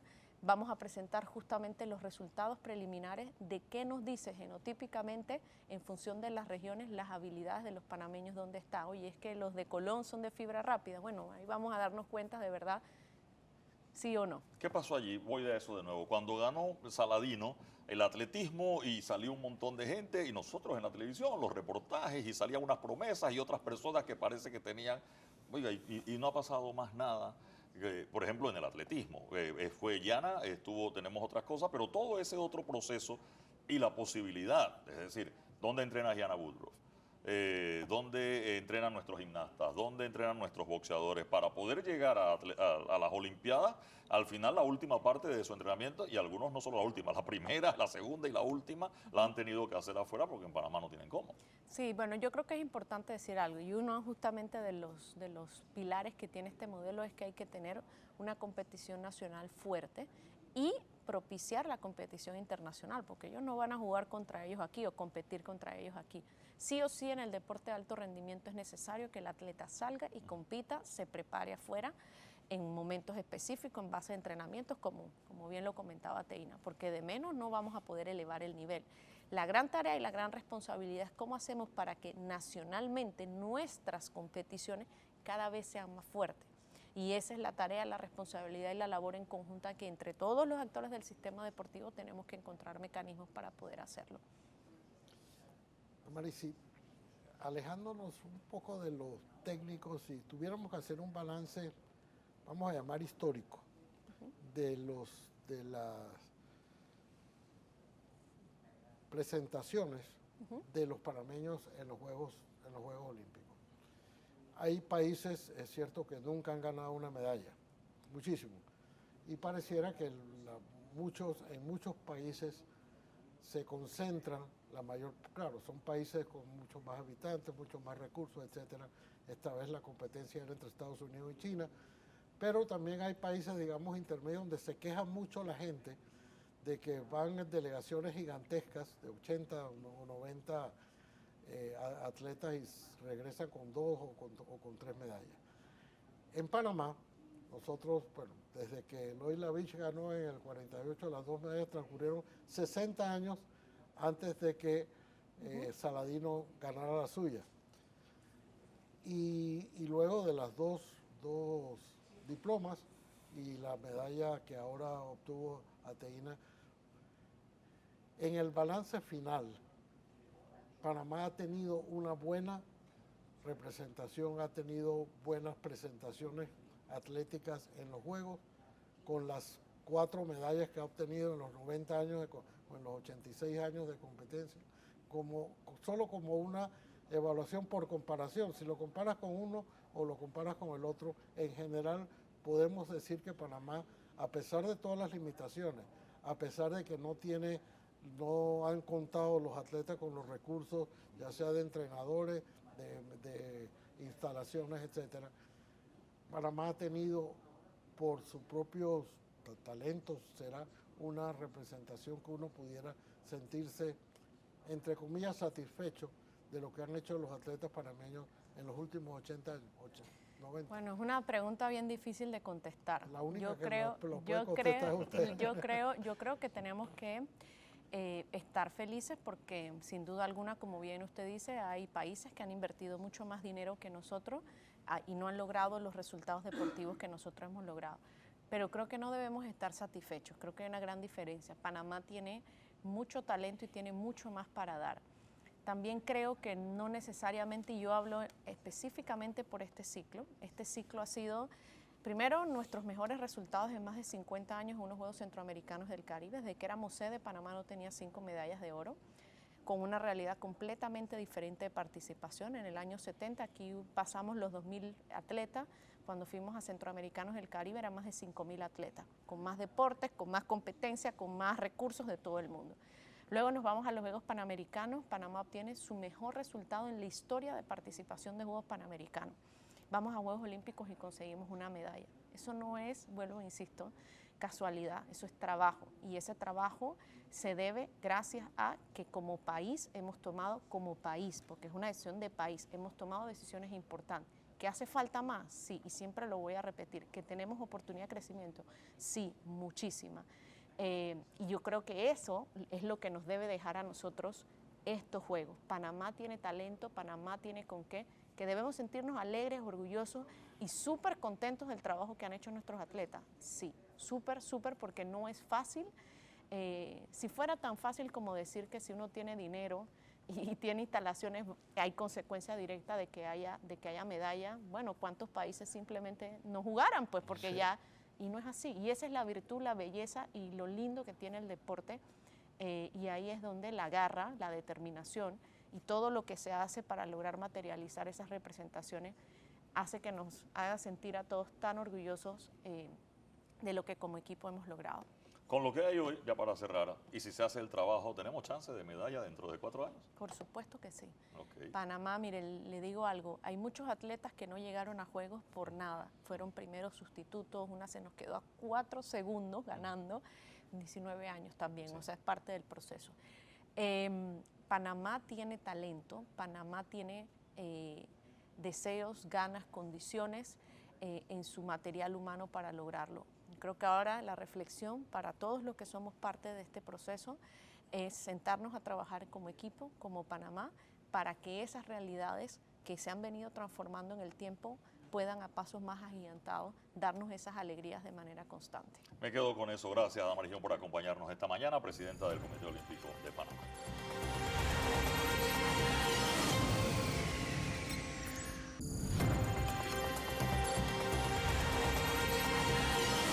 Amigos, este bloque, doctor Ritter, queremos tratar de abordar varios temas y vamos a entrar en el tema de la Caja del Seguro Social, pero abordando 2 perspectivas. Está Temístocles Rosas, nos acompaña esta mañana, el presidente del Consejo Nacional de la Empresa Privada, y hay preocupación. El propio presidente de la República ha dicho que tiene ya una hoja de ruta y que calcula que llamaría incluso a sesiones extraordinarias y antes de fin de año tendríamos una nueva ley con el tema de la Caja del Seguro Social.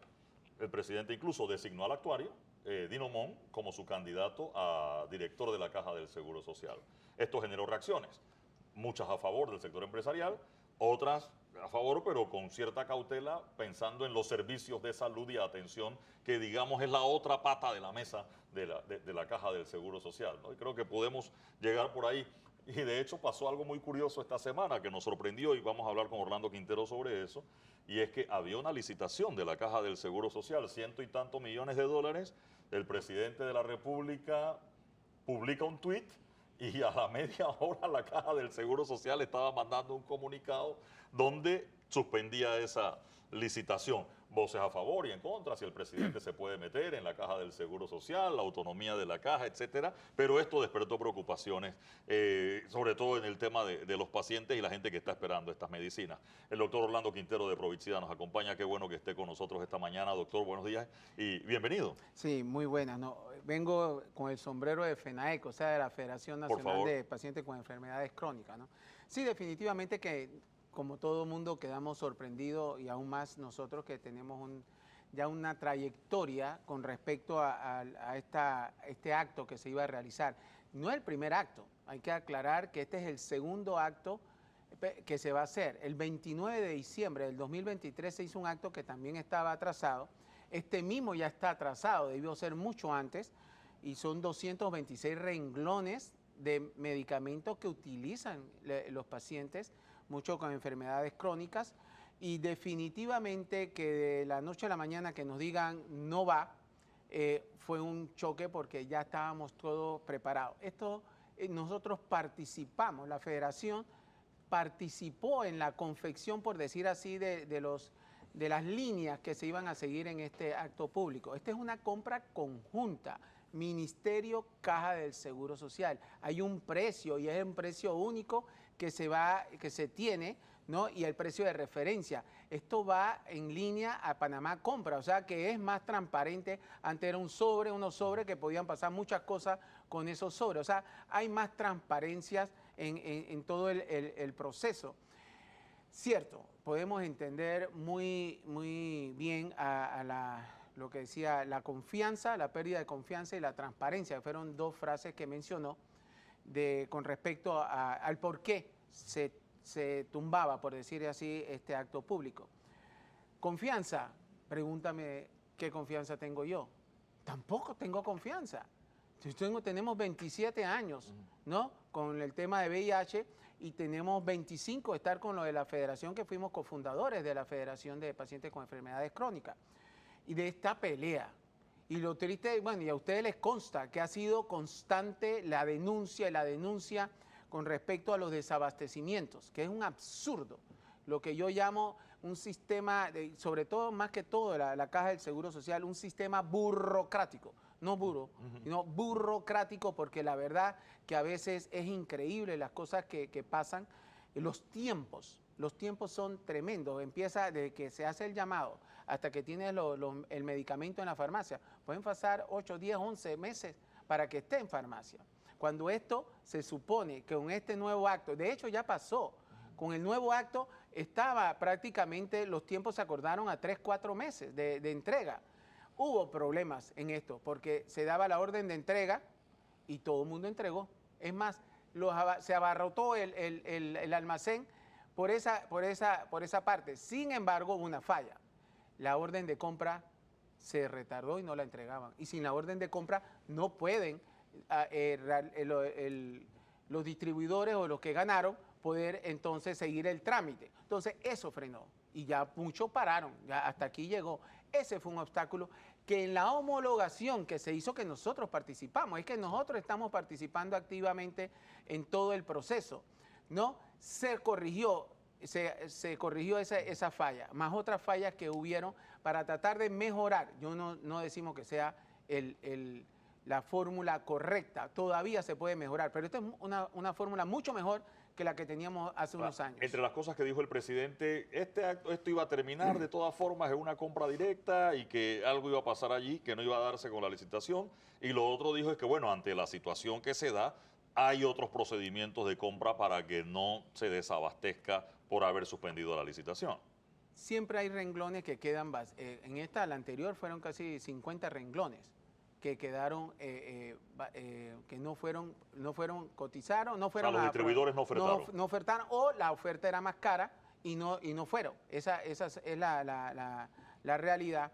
Pero sí, definitivamente, esto yo diría, de lo que van a hacer, de la contratación directa, que se va a contratación directa, yo no podría asegurar eso, pero puede ser. Así que yo no estoy seguro, porque puede ser que algunos no vayan a concursar. Hay otra realidad. El 31 de octubre, y esa es nuestra gran preocupación, el 31 de octubre tenemos la espada de Damocles de la vigencia expirada. Entonces, tenemos esa situación y hay que ver cómo se va a afrontar esto, porque ya cuando llega la vigencia expirada, quizás ahí sí va a haber mucha gente que no va a participar. Eso por un lado. Pero esto ya se hizo. Entonces, hay ya no es que es la primera vez, se hizo ya el 29 de diciembre del 2023 y funcionó. hubo la falla esta que mencioné antes. O sea, es cuestión de pulir un poquito más esto. Mi consejo, o el consejo de nosotros, uno era nosotros servidores, ¿no? Quiero hacer la aclaración que vamos a poner Emma Pinzón, es la presidenta de la federación. Ella es una farmacéutica y conoce ese monstruo por dentro de todo el sistema de compra. Entonces, ya ha estado trabajando en todo esto. Así que la idea es, podemos ser veedores del proceso. También la parte de que vamos a poner, se le ha pasado la pelota al ministro de Salud. El ministro de Salud que evalúe, ¿no?, el contexto de todo lo que es este acto. Si hay situaciones que riñen con la falta de transparencia, entonces párenlo, ¿no? Pero la idea es de que esto se dé. Tranquilizó un poco cuando el presidente habló de unas semanas, 2 o 3 semanas para resolver, ¿no? Veremos, nos hubiera gustado saber cómo es el proceso para ver cómo se va a lograr, ¿no? Porque ya hay todo un paquete establecido para lograr lograr el abastecimiento de medicamentos, que hoy día hay un gran desabastecimiento. Yo voy a tocar el tema del, vamos a poner VIH. Sí. Están en cero en el complejo ahora mismo con respecto al Biktarvy, que lo usa el 90% de los pacientes, que equivalen a 5.000 pacientes. Ahora le pregunto hay por una eso, situación crítica. porque usted nos ha dicho otras veces que cuando se comienza un tratamiento y paras y después regresas, hay un tema médico allí también, ¿no? Definitivamente, todas las enfermedades, por eso estamos unidos en una federación. En el 2000 ya tomamos la decisión de reunirnos, de hacer esta federación por eso mismo, porque tenemos el problema de desabastecimiento, el problema de la calidad en la atención que reciben los pacientes, y obviamente paciente con enfermedad crítica, crónica, degenerativa, es sine qua non que tiene que tener una continuidad en el tratamiento. Donde lo interrumpas, todo echa para atrás. Una esclerosis múltiple que deja de tomar los medicamentos, todo lo que has avanzado. Es una enfermedad que realmente va deteriorando mucho a la persona. Hoy día las personas con esclerosis múltiple, ahí está Mili, que se ve muy bien. En otros tiempos esa no fuera la condición de Mili. Claro. Estuviera muy aquí afectada. en el programa hace unos Igual meses la artritis reumatoidea. Tú ves a Emma, tiene artritis reumatoidea. Yo tengo VIH, ¿no? Si yo no tomo el medicamento, llego así de me muero. Entonces, esa es una realidad. Yo te puedo situaciones que definitivamente necesitamos la continuidad y tenemos que agradecerle a la Caja del Seguro Social, al Estado, ¿no? Porque ha permitido que todos nosotros estemos vivos o que estemos controlados con respecto a nuestra patología o las enfermedades que tenemos. Pero ¿qué pasa? Hacen una inversión brutal, ¿no? Porque son medicamentos que realmente no son baratos. Hacen una inversión brutal. Tienes controlado al paciente, no ocupas 10 camas, ¿no? Pero al suspender o detener la continuidad, empiezan ya los problemas. Una hemofilia que no tiene sangrado, queda con sangrado, discapacidad y un montón de cosas más. Quiero traer a Temi Rosas a la conversación, Temi, porque íbamos a hablar de Caja del Seguro Social y sí, estamos hablando de la parte financiera y lo que viene después, pero cuando él me habla de compras, de distribuidores, o sea, el sector privado en otras oportunidades se ha quejado de cómo es la situación de participar y comprar en la Caja del Seguro Social. Sí, es que digo, nosotros estamos viendo, Eduardo, y perdón, saludos a todos, que la situación de la caja amerita una revisión integral de su ley, porque también la parte de salud, y yo me refiero no solamente a medicamentos, me refiero a citas, me refiero a operaciones, me refiero al sistema que maneja las cuotas que pagan los asegurados, que no es fácil saber tu número de cuotas o saber todo esto porque tienen unas debilidades en los sistemas de información. Una de las cosas más limitantes que se tiene para tomar decisiones es la carencia de información oportuna, que tampoco tiene la caja, con sistemas de contabilidad bastante ineficientes. Entonces sí necesitamos una reforma integral. ¿Por qué? Porque necesitamos tener la capacidad de que la institución pueda comprar con una planificación y un sistema de compras eficiente, ceñidos a la ley 22, que sí puede garantizar eficiencia, puede garantizar transparencia y demás. Son procesos demasiado largos y por eso es que muchas veces no hay la capacidad de poder dar esos medicamentos. Entonces, nosotros como sector privado lo que abogamos es que dentro de esta necesidad que hay por poner a la Caja de Seguro Social en las condiciones de sostenibilidad y continuidad, revisemos la parte administrativa, que tengamos una junta directiva que realmente pueda tener y darle seguimiento a las cosas que se dan dentro de la administración, que pueda existir una capacidad de gestión que pueda garantizar esto que el asegurado está dando, solicitando, y que yo creo que no están pidiendo nada que sea fuera de lo común, estamos buscando que puedan recibir una atención de salud. También tenemos que ver cómo se va a manejar la iniciativa que se tiene, que se ha planteado, de unir los sistemas de salud, Caja de Seguro Social con Ministerio de Salud. O sea, tenemos unos grandes retos y nosotros abogamos por una reforma integral. Estos son dos temas que tenemos que ver: la parte de salud y los servicios médicos que tiene la Caja, y el sistema de pensiones, que es otro tema que yo estoy Lo seguro voy a vamos dejar hablar. para el otro bloque, porque acaba de mencionar algo el doctor Quintero y me llama la atención.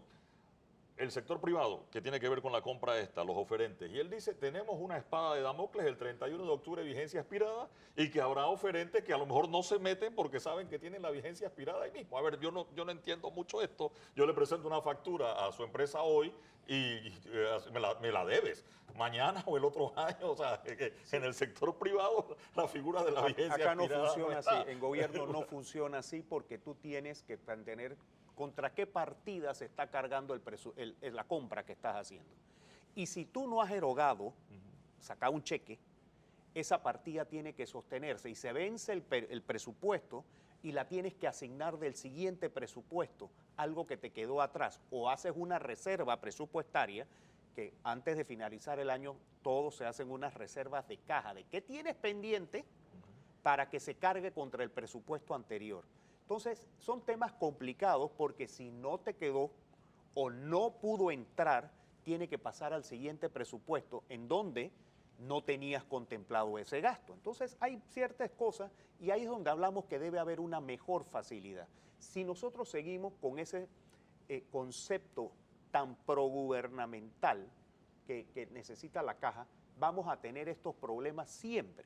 Y ojalá podamos analizar este tema para darle una verdadera autonomía a la Caja. Doctor Ritter.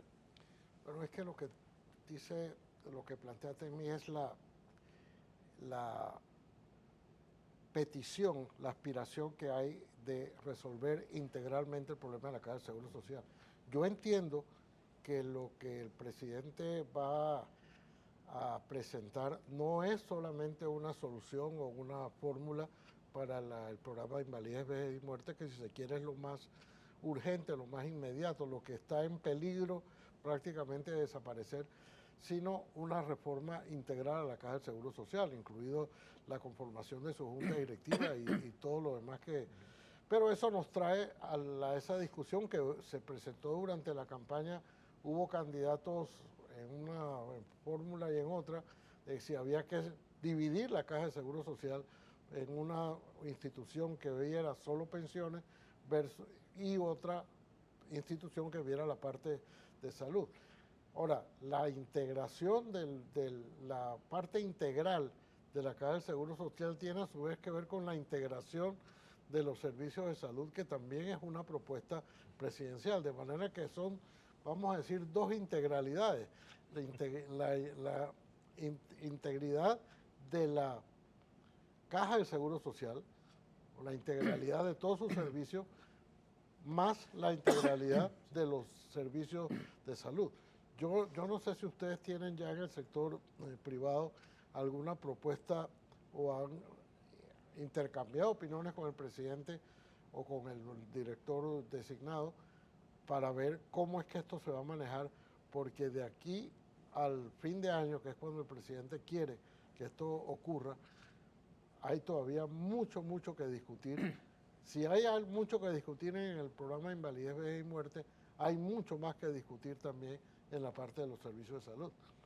Sí, nosotros sí hemos planteado una propuesta de 3 pilares para salvar el Fondo de Invalidez, Vejez y Muerte. En el tema de la reforma de la Caja, en nuestra visión 2050 planteamos el fortalecimiento de la autonomía de la Caja de Seguro Social, la reestructuración de la Junta Directiva y que tuviera procesos de servicios mucho más eficientes.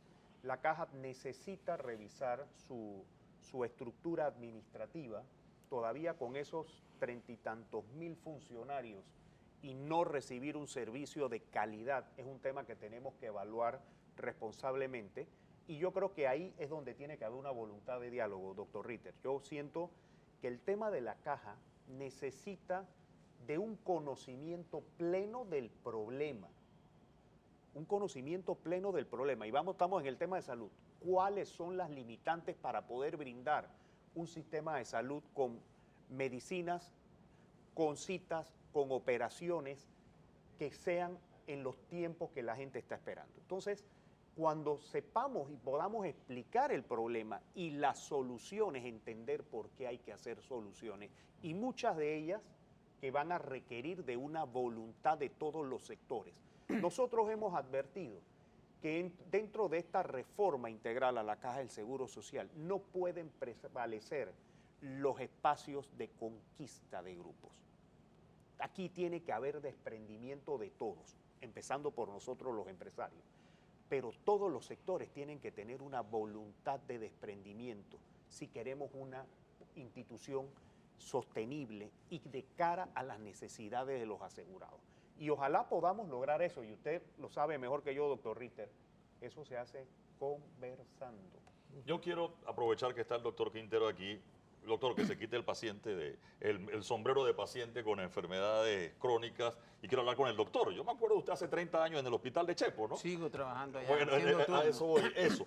Usted como médico que atiende turno y le está en el hospital de Chepo, le toca enfrentar el sistema de salud todos los días también. No, es frustrante. Hay que hablarlo claro, es frustrante. Yo voy a dar un ejemplo el domingo pasado que estuve de turno. La enfermera me llama y dice, tiene que cambiarme esta destroza en solución salina de punto 33 porque no hay a punto 45, cambiar destroza. Vas a poner mandas un examen, no hay reactivo. Un PCR que a veces necesita, si está con un problema infeccioso o no, o la procalcitonina, no hay reactivo. Entonces tú te dices, ¿cómo carajo vas a poder hacer tu trabajo como debe hacerse? Y tú escuchas todo lo que ha pasado con el sistema cardiovascular, todos los problemas que ha habido para poder resolver o poder trabajar como debiera trabajarse. Yo hablé con el doctor Néstor Sosa, dice que allá se siente como en el cielo. ¿No? ¿Por qué? Porque tiene todo para trabajar. Que se nos fue para un Houston, profesional, ¿no? Que tiene todo. Para Nuevo México está, ¿no? En Nuevo México, Arizona, sí. Y realmente tiene todos los instrumentos para hacer un trabajo adecuado. Que tú te sientas que sabes que puedes dar la mejor atención a los pacientes. Y esa es una limitación, como dice, a veces yo tengo la parte de paciente, la parte de médico, y comprendo bastante bien lo que está pasando allá adentro porque lo vemos, ¿no? Y sí, yo tengo que felicitar al presidente, ¿no? Porque el seguro hay que hacer un trabajo profundo, pero para eso hay que tener voluntad de realmente resolver este problema. Tiene que tener a gente muy capaz, ¿no? Que es lo que va a tener que hacer el nuevo director Dino Mon, porque él es actuario. Entonces, muy capaz cerca de él con respecto a todo lo que implica la atención de los servicios de salud, para ver cómo los va a manejar, ¿no? Porque él no tiene la experticia en esa parte. Entonces, esa es una cuestión bien importante. Y lo otro que siempre le hemos dicho, tienen un sistema, una ley, la ley orgánica 51, que hay que hacerle ajuste, porque limita a veces que hasta el personal, algunos que tienen todo el interés de resolver el problema, vamos a poner de compra, se ven parados, obstaculizados para que como se dice, sea ágil el proceso. Pero es una realidad. Ahí hay que hacer un trabajo tremendo, si lo estoy viendo desde el punto de vista de abastecimiento de medicamentos, pero asimismo es en la parte de la atención, ¿no? Es clave. Yo creo que todos nosotros hacemos un esfuerzo o nos quitan, vamos a poner así directamente el seguro social, y a veces es bastante significativo, y que vamos a poner, yo soy diabético, hipertenso, hipotiroidismo también tengo ahí, y tengo yo que son $200 todos los meses. Pero voy a poner un ejemplo de una colaboradora mía que tiene salario mínimo, y resulta que tiene su hijo que sufre de convulsiones. tienen meses a veces que no le dan el medicamento y cada frasco le cuesta $90 afuera. Y $90 por 4 frascos que necesita al mes son $360 que tiene que buscar. Y ahí le conseguí en Colombia, costaba $10 cada frasco. De 360 a 40, ese es otro problema más que tenemos. Pero sí, definitivamente hay que asumir, ya yo creo, tomar la decisión y que todos tenemos que ser solidarios, ¿no?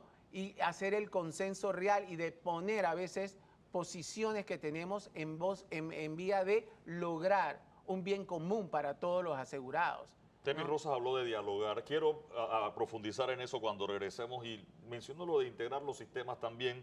Cuando regresemos del cambio, abordar un poquito eso. Porque sí, a ver, en Chitré hay 2 hospitales, uno enfrente del otro. A media hora está el Anita Moreno en la Villa de los Santos y después en las tablas está el hospital y la ULAPS que antes era hospital. Entonces resulta que tenemos 5 en menos de 1 hora de distancia cada uno. Vamos a la pausa y enseguida regresamos.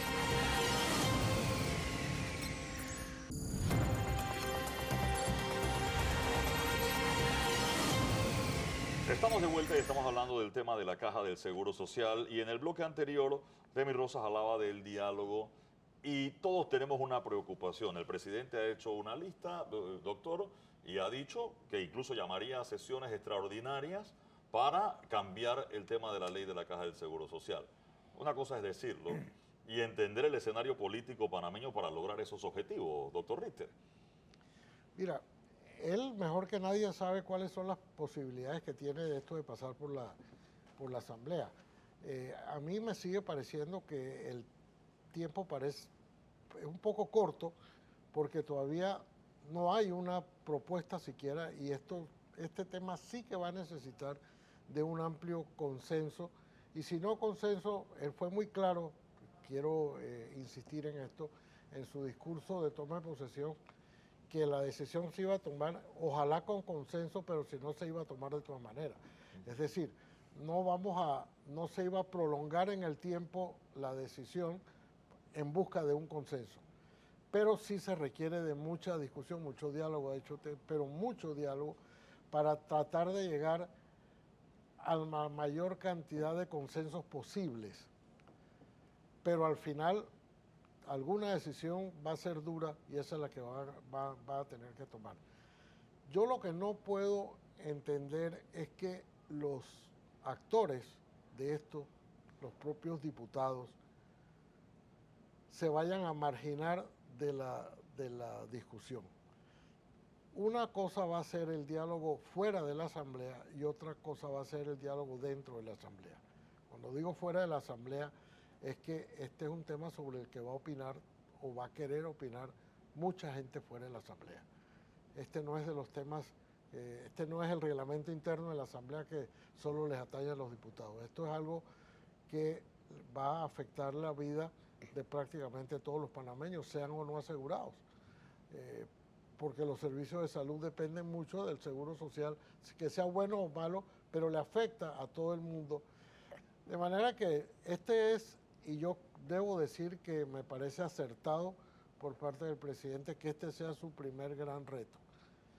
O sea que el poco o mucho caudal político, capital político, como les gusta decir a otros, se vaya a invertir en lo que es más urgente, que es la Caja de Seguro Social. Incluso ha dicho que otros temas postergados, como es el caso de la mina, como es el caso de Río Indio, que ayer, esta semana, se decidió que esto va para el segundo trimestre del año 25. Si pareciera que sí hubiera una hoja de ruta, o por lo menos en teoría, un calendario de actividades, un cronograma de decisiones que se van a tomar. Pero este es el primero, el del Seguro Social es el primero, y ojalá haya el suficiente consenso para que su discusión en la Asamblea no sea lo traumático que pudiera ser, y mucho menos que desemboquemos en una discusión o en un enfrentamiento como los que tuvimos el año pasado con relación a la mina. Que es la discusión fuera de la Asamblea. Porque como usted bien dice, es probable que en la Asamblea ellos van a querer participar y van a meter su cuchara. Sin embargo, la discusión fuera de la Asamblea, o sea, el presidente ahorita todo indica, o según se ha dado, tiene los votos para muchas cosas. O ese es el escenario que está ahorita. O sea, lograr una aprobación de la propuesta presidencial en la Asamblea no parece ser el problema. pero lograr la aprobación afuera de la Asamblea creo que nos va a generar un tema. Y si nos vamos a la discusión de que una reforma integral, o sea, pensiones, más el tema de salud y la atención que requiere, incluso un sistema integrado de salud que pudiera estar involucrado en este asunto, vamos a hablar de que su capital político o el caudal político, más el caudal político de los que están afuera, y los otros actores va a influir. Doctor. Mira, el presupuesto que tiene, que ha tenido por mucho tiempo salud, ¿no? Es enorme. Si lo comparamos, vamos a poner con el de Costa Rica, Salvador, con todo. Tú haces la comparación y tú dices, ¿por qué no tenemos el mismo sistema o la eficiencia que tienen ellos, que han tenido Costa Rica, vamos a poner? Y tienen mucho menos presupuesto que nosotros y tienen mucha mejor atención. Acá no, o sea, hay un problema serio desde el punto de vista de ver cómo realmente ese presupuesto se ejecuta eficientemente, que ese es el gran problema. No se ejecuta eficientemente. Bueno, lo vemos ver el Seguro Social, la cantidad de personal que hay, ¿no? Y así, mucha gente que a veces tú dices, ¿en qué está? ¿No? Y esa es la realidad y tenemos que ser bien, yo diría, asertivos en cómo vamos a utilizar el presupuesto, ¿no? Y lo otro es la parte, yo diría, vamos a poner la junta directiva de la Caja del Seguro Social. Yo recuerdo haber estado conversando era profesor y ya tenía como 20 años y pasaron otro montón de tiempo y todavía estaba ahí. Yo dije, oye, entonces, ¿cómo sigue? ¿No? Porque uno se pregunta. Es más, nosotros, porque a nosotros nos representan, a los pacientes nos representan los jubilados, los trabajadores, todo el mundo. Pero yo creo que ya llegó la hora de que los pacientes estén ahí en esa junta directiva. Tenemos la capacidad, ya no somos los pacientitos de antes, que todo el mundo nos decía, no, los pacientitos, no, ya somos los pacientes preparados, profesionales, que pueden muy bien aportar ahí. Hemos tenido cortesía de sala y una vez me tocaron hasta la campana porque realmente eran cosas a veces que tú dices, esto no puede ser, ¿no? A mí no me estresa que una persona se quede 20 años en la directiva de la Caja del Seguro Social si en esos 20 años estamos viendo que la directiva hace el trabajo. El problema es que la Caja del Seguro Social va camino o no va camino a nada. Y han pasado estos 20 años. No sé qué piensa de Temístocles Rosa. Es que el tema es la conformación y más que la conformación es cuál es el rol que juega un director y la competencia que tiene la junta directiva. ¿Qué se quejan los directores? Que solamente pasan viendo quejas laborales de situaciones que se han dado en la caja. Mover a un colaborador de un lado a otro te genera todo un proceso interno que llega hasta la junta directiva. Y cuando deben estar revisando cosas más importantes en cuanto a proyecciones financieras, números contables, procesos de compra, servicios que se tienen que realizar, mantenimiento de equipo, lo que dice el doctor, cuántas veces no hemos escuchado temas de que X equipo no recibió el mantenimiento y no funciona y no hay, están resolviendo otras cosas, porque la ley no les da una facultad y una competencia a la junta directiva para realmente dirigir la institución. Y ahí es donde hablamos de esta revisión que tiene que hacerse a esta legislación para que podamos tener confianza en quienes están dentro de la directiva de la junta directiva de la Caja del Seguro Social y poder realizarlo. Entonces, yo creo que es un trabajo integral y coincido algo con el doctor Ritter, muy atinado, que dijo, nosotros esto lo vamos a tener que hablar. Y reitero, lo vamos a tener que hablar. Aquí la situación de la caja es un tema que si tomamos ejemplos de modificaciones a la seguridad social solamente en Latinoamérica, no han sido procesos fáciles de pasar. Y yo sí abogo por un muy buen diálogo, y no estoy hablando de sentarnos en una mesa a dialogar, estoy hablando de explicar el problema a los interesados, entender cuáles son las soluciones que tenemos sobre la mesa, por qué las tenemos que tomar, por qué una no puede ser excluyente de la otra. O sea, hay una serie de temas y abogamos para que eso vaya a generar un conocimiento. Si no, la caja no va a continuar y vamos a estar hoy resolviendo algo y en 3 años teniendo el mismo problema. Y nosotros abogamos por una solución integral y a largo plazo. Quiero regresar al tema de la decisión del presidente, donde dijo se va a tomar una decisión con diálogo y si el diálogo no, va a haber la decisión. Pero es que en los análisis, yo recuerdo, había el informe actuarial de la Caja del Seguro Social, se puso en pausa, vamos con lo que diga la Organización Internacional del Trabajo y el informe de la OIT creo que se parecía bastante. O sea, nos vino a decir lo que ya sabíamos que nos tenían que decir y lo que hicimos fue perder, no sé, un año esperando un nuevo informe y todavía no se toma una decisión. Usted habló de Latinoamérica. Yo debo decir Panamá, en el 2005, cuando se reformó el tema de la Caja del Seguro Social, aquí tuvimos un episodio largo con protestas, muertos y heridos, y que al final se echó para atrás la ley y las reformas que se hicieron nos tienen hoy discutiendo, porque esas reformas lo que hicieron fue patear la pelota 20 años para tener que reformar de nuevo la Caja del Seguro Social. No sé si el proyecto original cuántos años nos daba en ese momento, pero seguramente hoy... No más de 10. Y eso igualmente teníamos que estar revisando hoy el tema de la Caja. ¿Aguantamos ese proceso? O sea, la experiencia de la mina en noviembre del año pasado y la experiencia de cuando subió la gasolina en agosto del año antepasado nos puso en situaciones donde el país...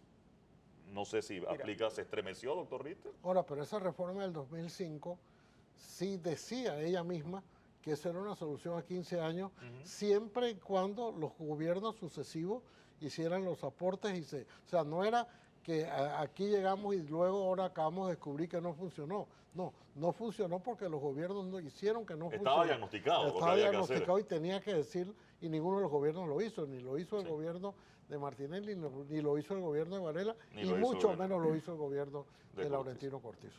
Pero a lo que voy, o sea, ese trauma del 2005 fue pequeño en comparación al trauma del año pasado, en cuanto a la reacción popular al asunto. A ver, ¿quién le va a decir a las mujeres que tienen que trabajar la misma cantidad de años que los hombres, suponiendo que esa sea una de las medidas que se tomen?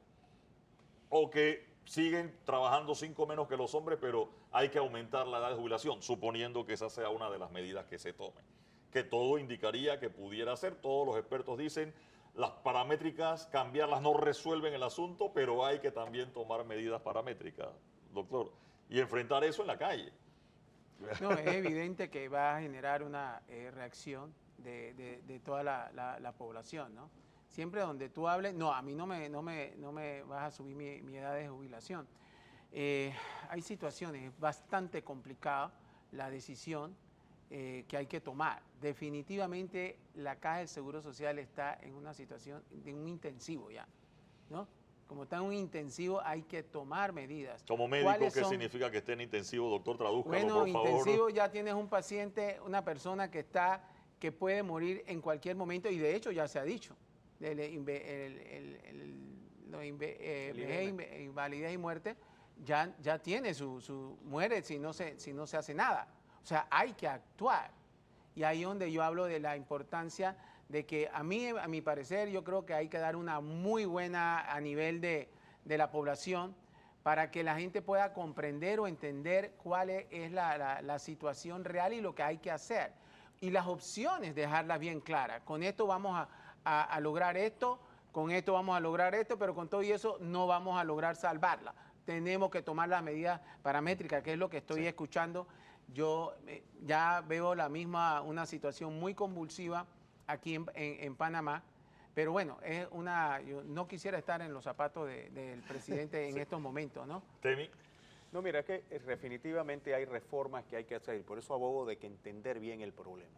Hay que partir, que lo dijo el informe de la Junta Actuarial, que lo ratificó el informe de la OIT, y yo nada más te hago la salvedad de que esas fueron estrategias para irnos pateando el problema y no buscando con la convicción de resolver la situación, que tenemos que revisar toda la estructura que genera. Ahora mismo tenemos más personas jubiladas que reciben pensión y jubilación por más tiempo, cuyo aporte a la seguridad social es menor al dinero que reciben durante su expectativa de vida. Eso financieramente se tiene que resolver financieramente. Si yo tengo más gastos de lo que me está ingresando porque tengo menos cotizantes y el gasto me toma más tiempo, tengo que buscar reversión. Y por eso cuando se habla de estas variables, que pueden ser la edad de jubilación, que puede ser el aporte que paga el trabajador y el empleador, que puede ser el número de cuotas mínimas que necesito para aspirar a una jubilación, o el monto que yo voy a tener, el cálculo de ese salario base, o también la fórmula con la cual se me va a calcular ese salario base. Nosotros tenemos que explicarlo. Tenemos que explicarlo, porque aquí no es un tema de decir no quiero. Yo me voy a coger un ejemplo médico. Cuando usted le dice, señora, o se opera, No se opera. o se opera. No quiero. Señora, si no se opera. O sea, esto hay que verlo de esa manera. Y por eso hablo de voluntad, de desprendimiento. Nosotros venimos con matices ideológicos con el tema de la Caja de Seguro Social. Sí, yo quiero seguir con el sistema solidario. Señores, hasta la propia OIT, donde usted forma parte, ha dicho que el sistema solidario descapitaliza los fondos de pensiones. Entonces, tengamos ese desprendimiento, porque lo que yo no quiero ver es personas que le digan ahora, usted va a recibir menos de lo que ya recibía porque no tenemos plata. Me pongo radical y digo, ok, nada, cero medida, que el Estado ponga la plata que hace falta. Perfecto, me parece muy bien, el Estado lo va a poner. Pero entonces no me pidas carreteras, no me pidas mejor salud, no me pidas mejor educación, no me pidas toda una serie de cosas que va a salir de ese presupuesto. Eduardo, cuando uno ve el presupuesto general del Estado, que tiene una alta carga de funcionamiento y que, como bien lo ha planteado el ministro Chapman, tiene que revertir para que menos funcionamiento y más inversión, lo que vas a restringir es la inversión. Y vamos a tener menos capacidad de desarrollo. A menos que suban los impuestos. Sí, te suben los impuestos. Que a Lo que no nadie vas le a va- pagar en cuota de no la vas Caja a del pagar Seguro impuestos. Social, Había te una lo van a propuesta, subir en- había una propuesta que decía, vamos a subir el ITBMS y que el porcentaje de aumento del ITBMS sirva para pagar. O sea, hay una serie de ideas que suenan bonitas, pero cuando las ves financieramente y cuando las ves bajo el contexto de si realmente resuelve el problema, tenemos muchas aprensiones y muchas consideraciones que tomar en cuenta. Un diálogo, y creo que fue el que dijo, explicarle bien el problema a la gente Sí. para que la gente, por lo menos ya teniendo el problema claro, saber que la decisión no es fácil. Pero el doctor Ritter mencionaba algo y quiero irme a la estrategia política. Doctor, usted lo veía un poco apresurado para explicar eso de aquí a octubre o noviembre. Sí, porque los tiempos indican, estamos a la mitad de agosto, la asamblea solamente se reúne hasta septiembre y octubre, es verdad, puede haber Sesiones extraordinarias. sesiones extraordinarias, pero hay que ver también, hay cosas que también van a pasar. La asamblea tiene que aprobar un presupuesto, el presupuesto de la nación, donde se va a ver qué hay y qué no hay en ese presupuesto. Y eso, para la atención de la asamblea, es largo. Y nosotros, la verdad sea dicha, entramos en una especie de receso, aunque el año pasado no lo hubo, de que comienza con las fiestas patrias y ahí se va hasta que termina el año. O sea que no hay ambiente realmente para eso. ¿Lo vamos a tener que hacer? Sí. Pero si uno se pone a ver que quedan 4 meses para discutir un tema de este tamaño, cuando todavía no hay una propuesta. O sea, si la tuviéramos hoy, vamos a decir, ok, tenemos 100 días para discutirla. Pero es que no tenemos la propuesta. Y pareciera que no la va a haber porque la propuesta va a tener que provenir de un diálogo previo. Es decir, yo no creo, no sé si Dino Mon la tiene, Sí. no sé si el presidente la tiene, no sé si el ministro del MEP la tiene, no lo sé. Por eso le pregunté a Tema al principio si ellos habían visto algo, porque es que yo creo que la propuesta todavía no existe. Y si existe debe estar muy en borrador todavía como para poderla discutir. Me parece a mí. Puedo estar equivocado, pero yo tengo la misma información. Le he preguntado en varios lugares, existe ya la propuesta, y en todos lados la respuesta es la misma. Todavía no hay una propuesta sobre la cual discutir. Doctor Quintero, para cerrar. Yo hay un tema que es huérfano y que no todo el mundo habla de la atención en salud, ya cuando que estás enfermo, que llegas al hospital. Pero, ¿qué pasó con la atención primaria? ¿Qué pasó con la prevención? Porque eso evita que un montón de gente te llegue a buscar atención. Lo dijo Damar Girón hace un rato, todo y el tema del deporte y cómo nos obviamente evitaría. vas a lograr que baje los costos que tienes en atención en salud. Pongo el ejemplo vamos a poner hipertensión.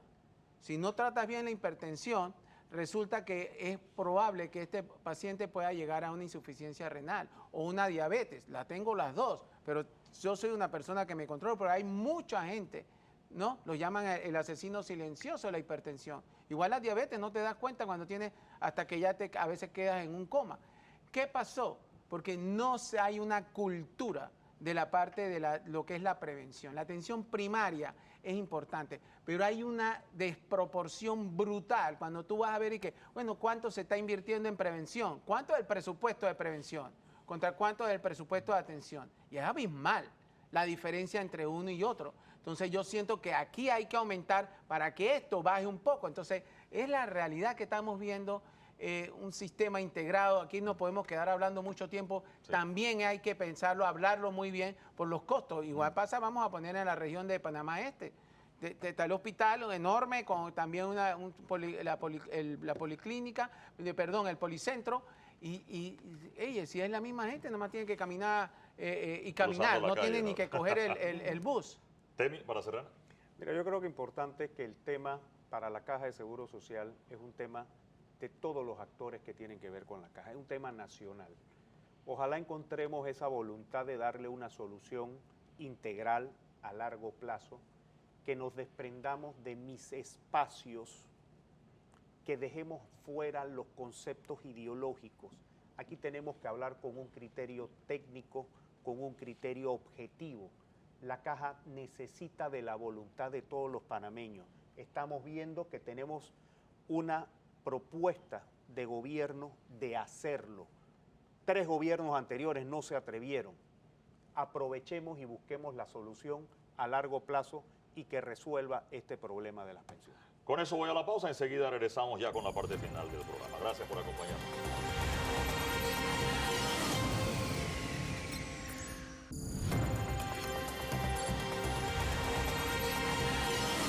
Esta mañana queremos ver qué nos ha preparado ahora desde Aguadulce. Y bueno, Ailde está en Panamá hoy por la Feria del Libro, así que no es desde Aguadulce. No sé si la hizo en el camino, la caricatura que nos deja Ailde. Nuestro primer tema de la mañana, doctor, la descentralización. Y allí va un señor, un funcionario, ¿no? Encorbatado, caminando muy tranquilo, mientras que la paralela va corriendo. Y esa es una rata con la bolsa llena de plata. 320 millones. Doctor Ritter, uno de los debates esta mañana, cuando hablábamos de la descentralización, y yo tengo que decirlo, y se lo paso a usted porque usted coincidió, yo creo realmente en la descentralización como tal, pero esta distorsión que hemos tenido en Panamá la ha vuelto escandalosa.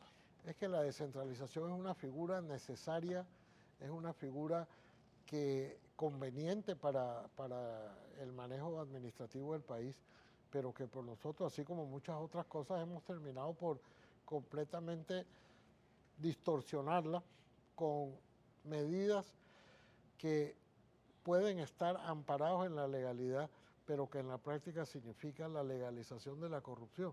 La descentralización paralela es un engaño.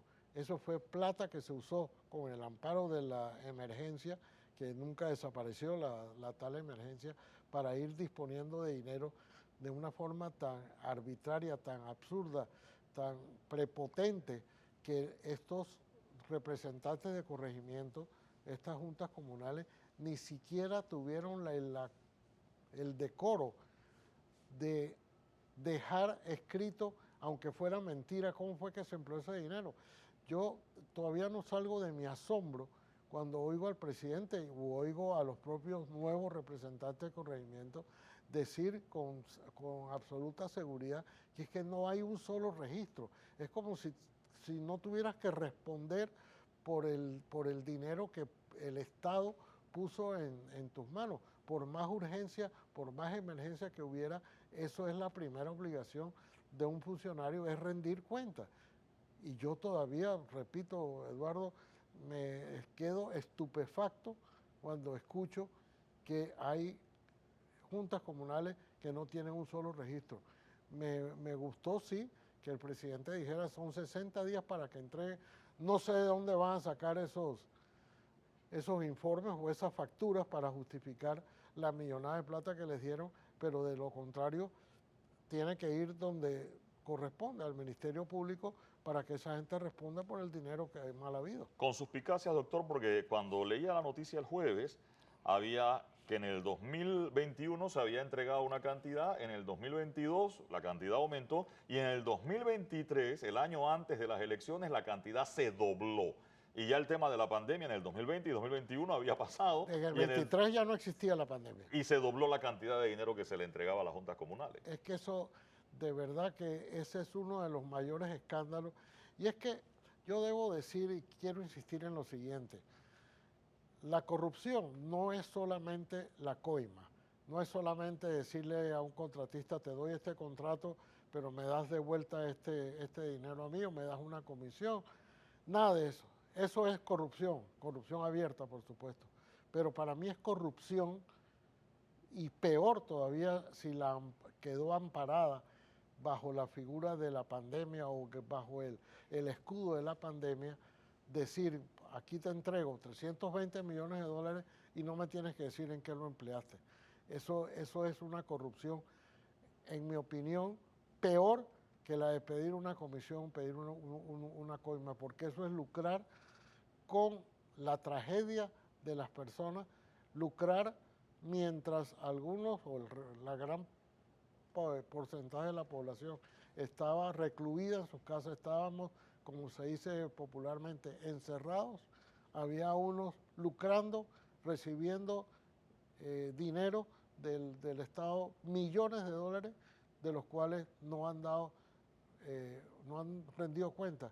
Y eso a mí me parece que es, de verdad, no solamente criminal, sino además demuestra una poca humanidad, una inmoralidad o una amoralidad que realmente me asombra, sí, pero me indigna mucho más.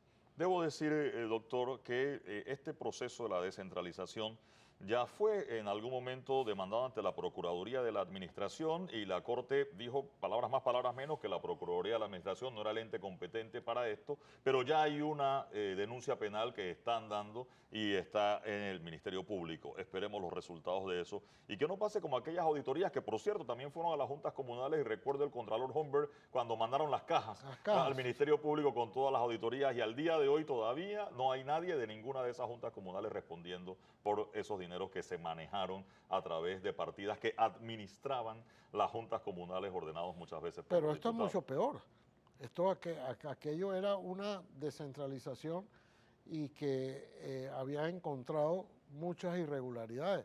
Acá es que no hay encontrado las irregularidades porque desaparecieron los documentos. Lo que nos dijo hoy, que a mí me llamó mucho la atención, lo que nos dijo hoy Carlos Barzallo, que hay lugares, hay otros países donde el solo hecho de desaparecer los documentos es plena prueba del delito que cometiste. O sea, es que ahora mismo si tú dices, vamos a contratar a la mejor firma para que nos haga una auditoría, ¿qué va a auditar?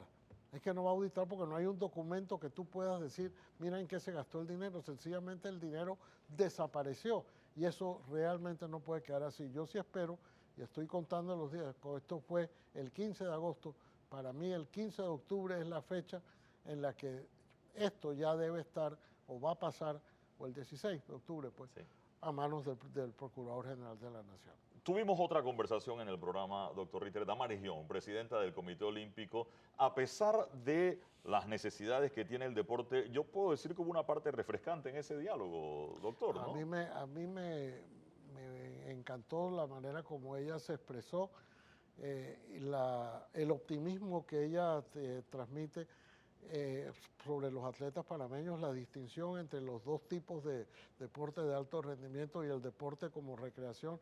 Es importante conocer eso y no quedarnos en la euforia de que Ateína ganó una medalla de plata o los dos diplomas que obtuvimos en los Juegos anteriores, y pensar, como piensa ella, de que Panamá sí hay talento, pero que ese talento es, para usar su propia expresión, como un diamante en bruto que hay que pulir.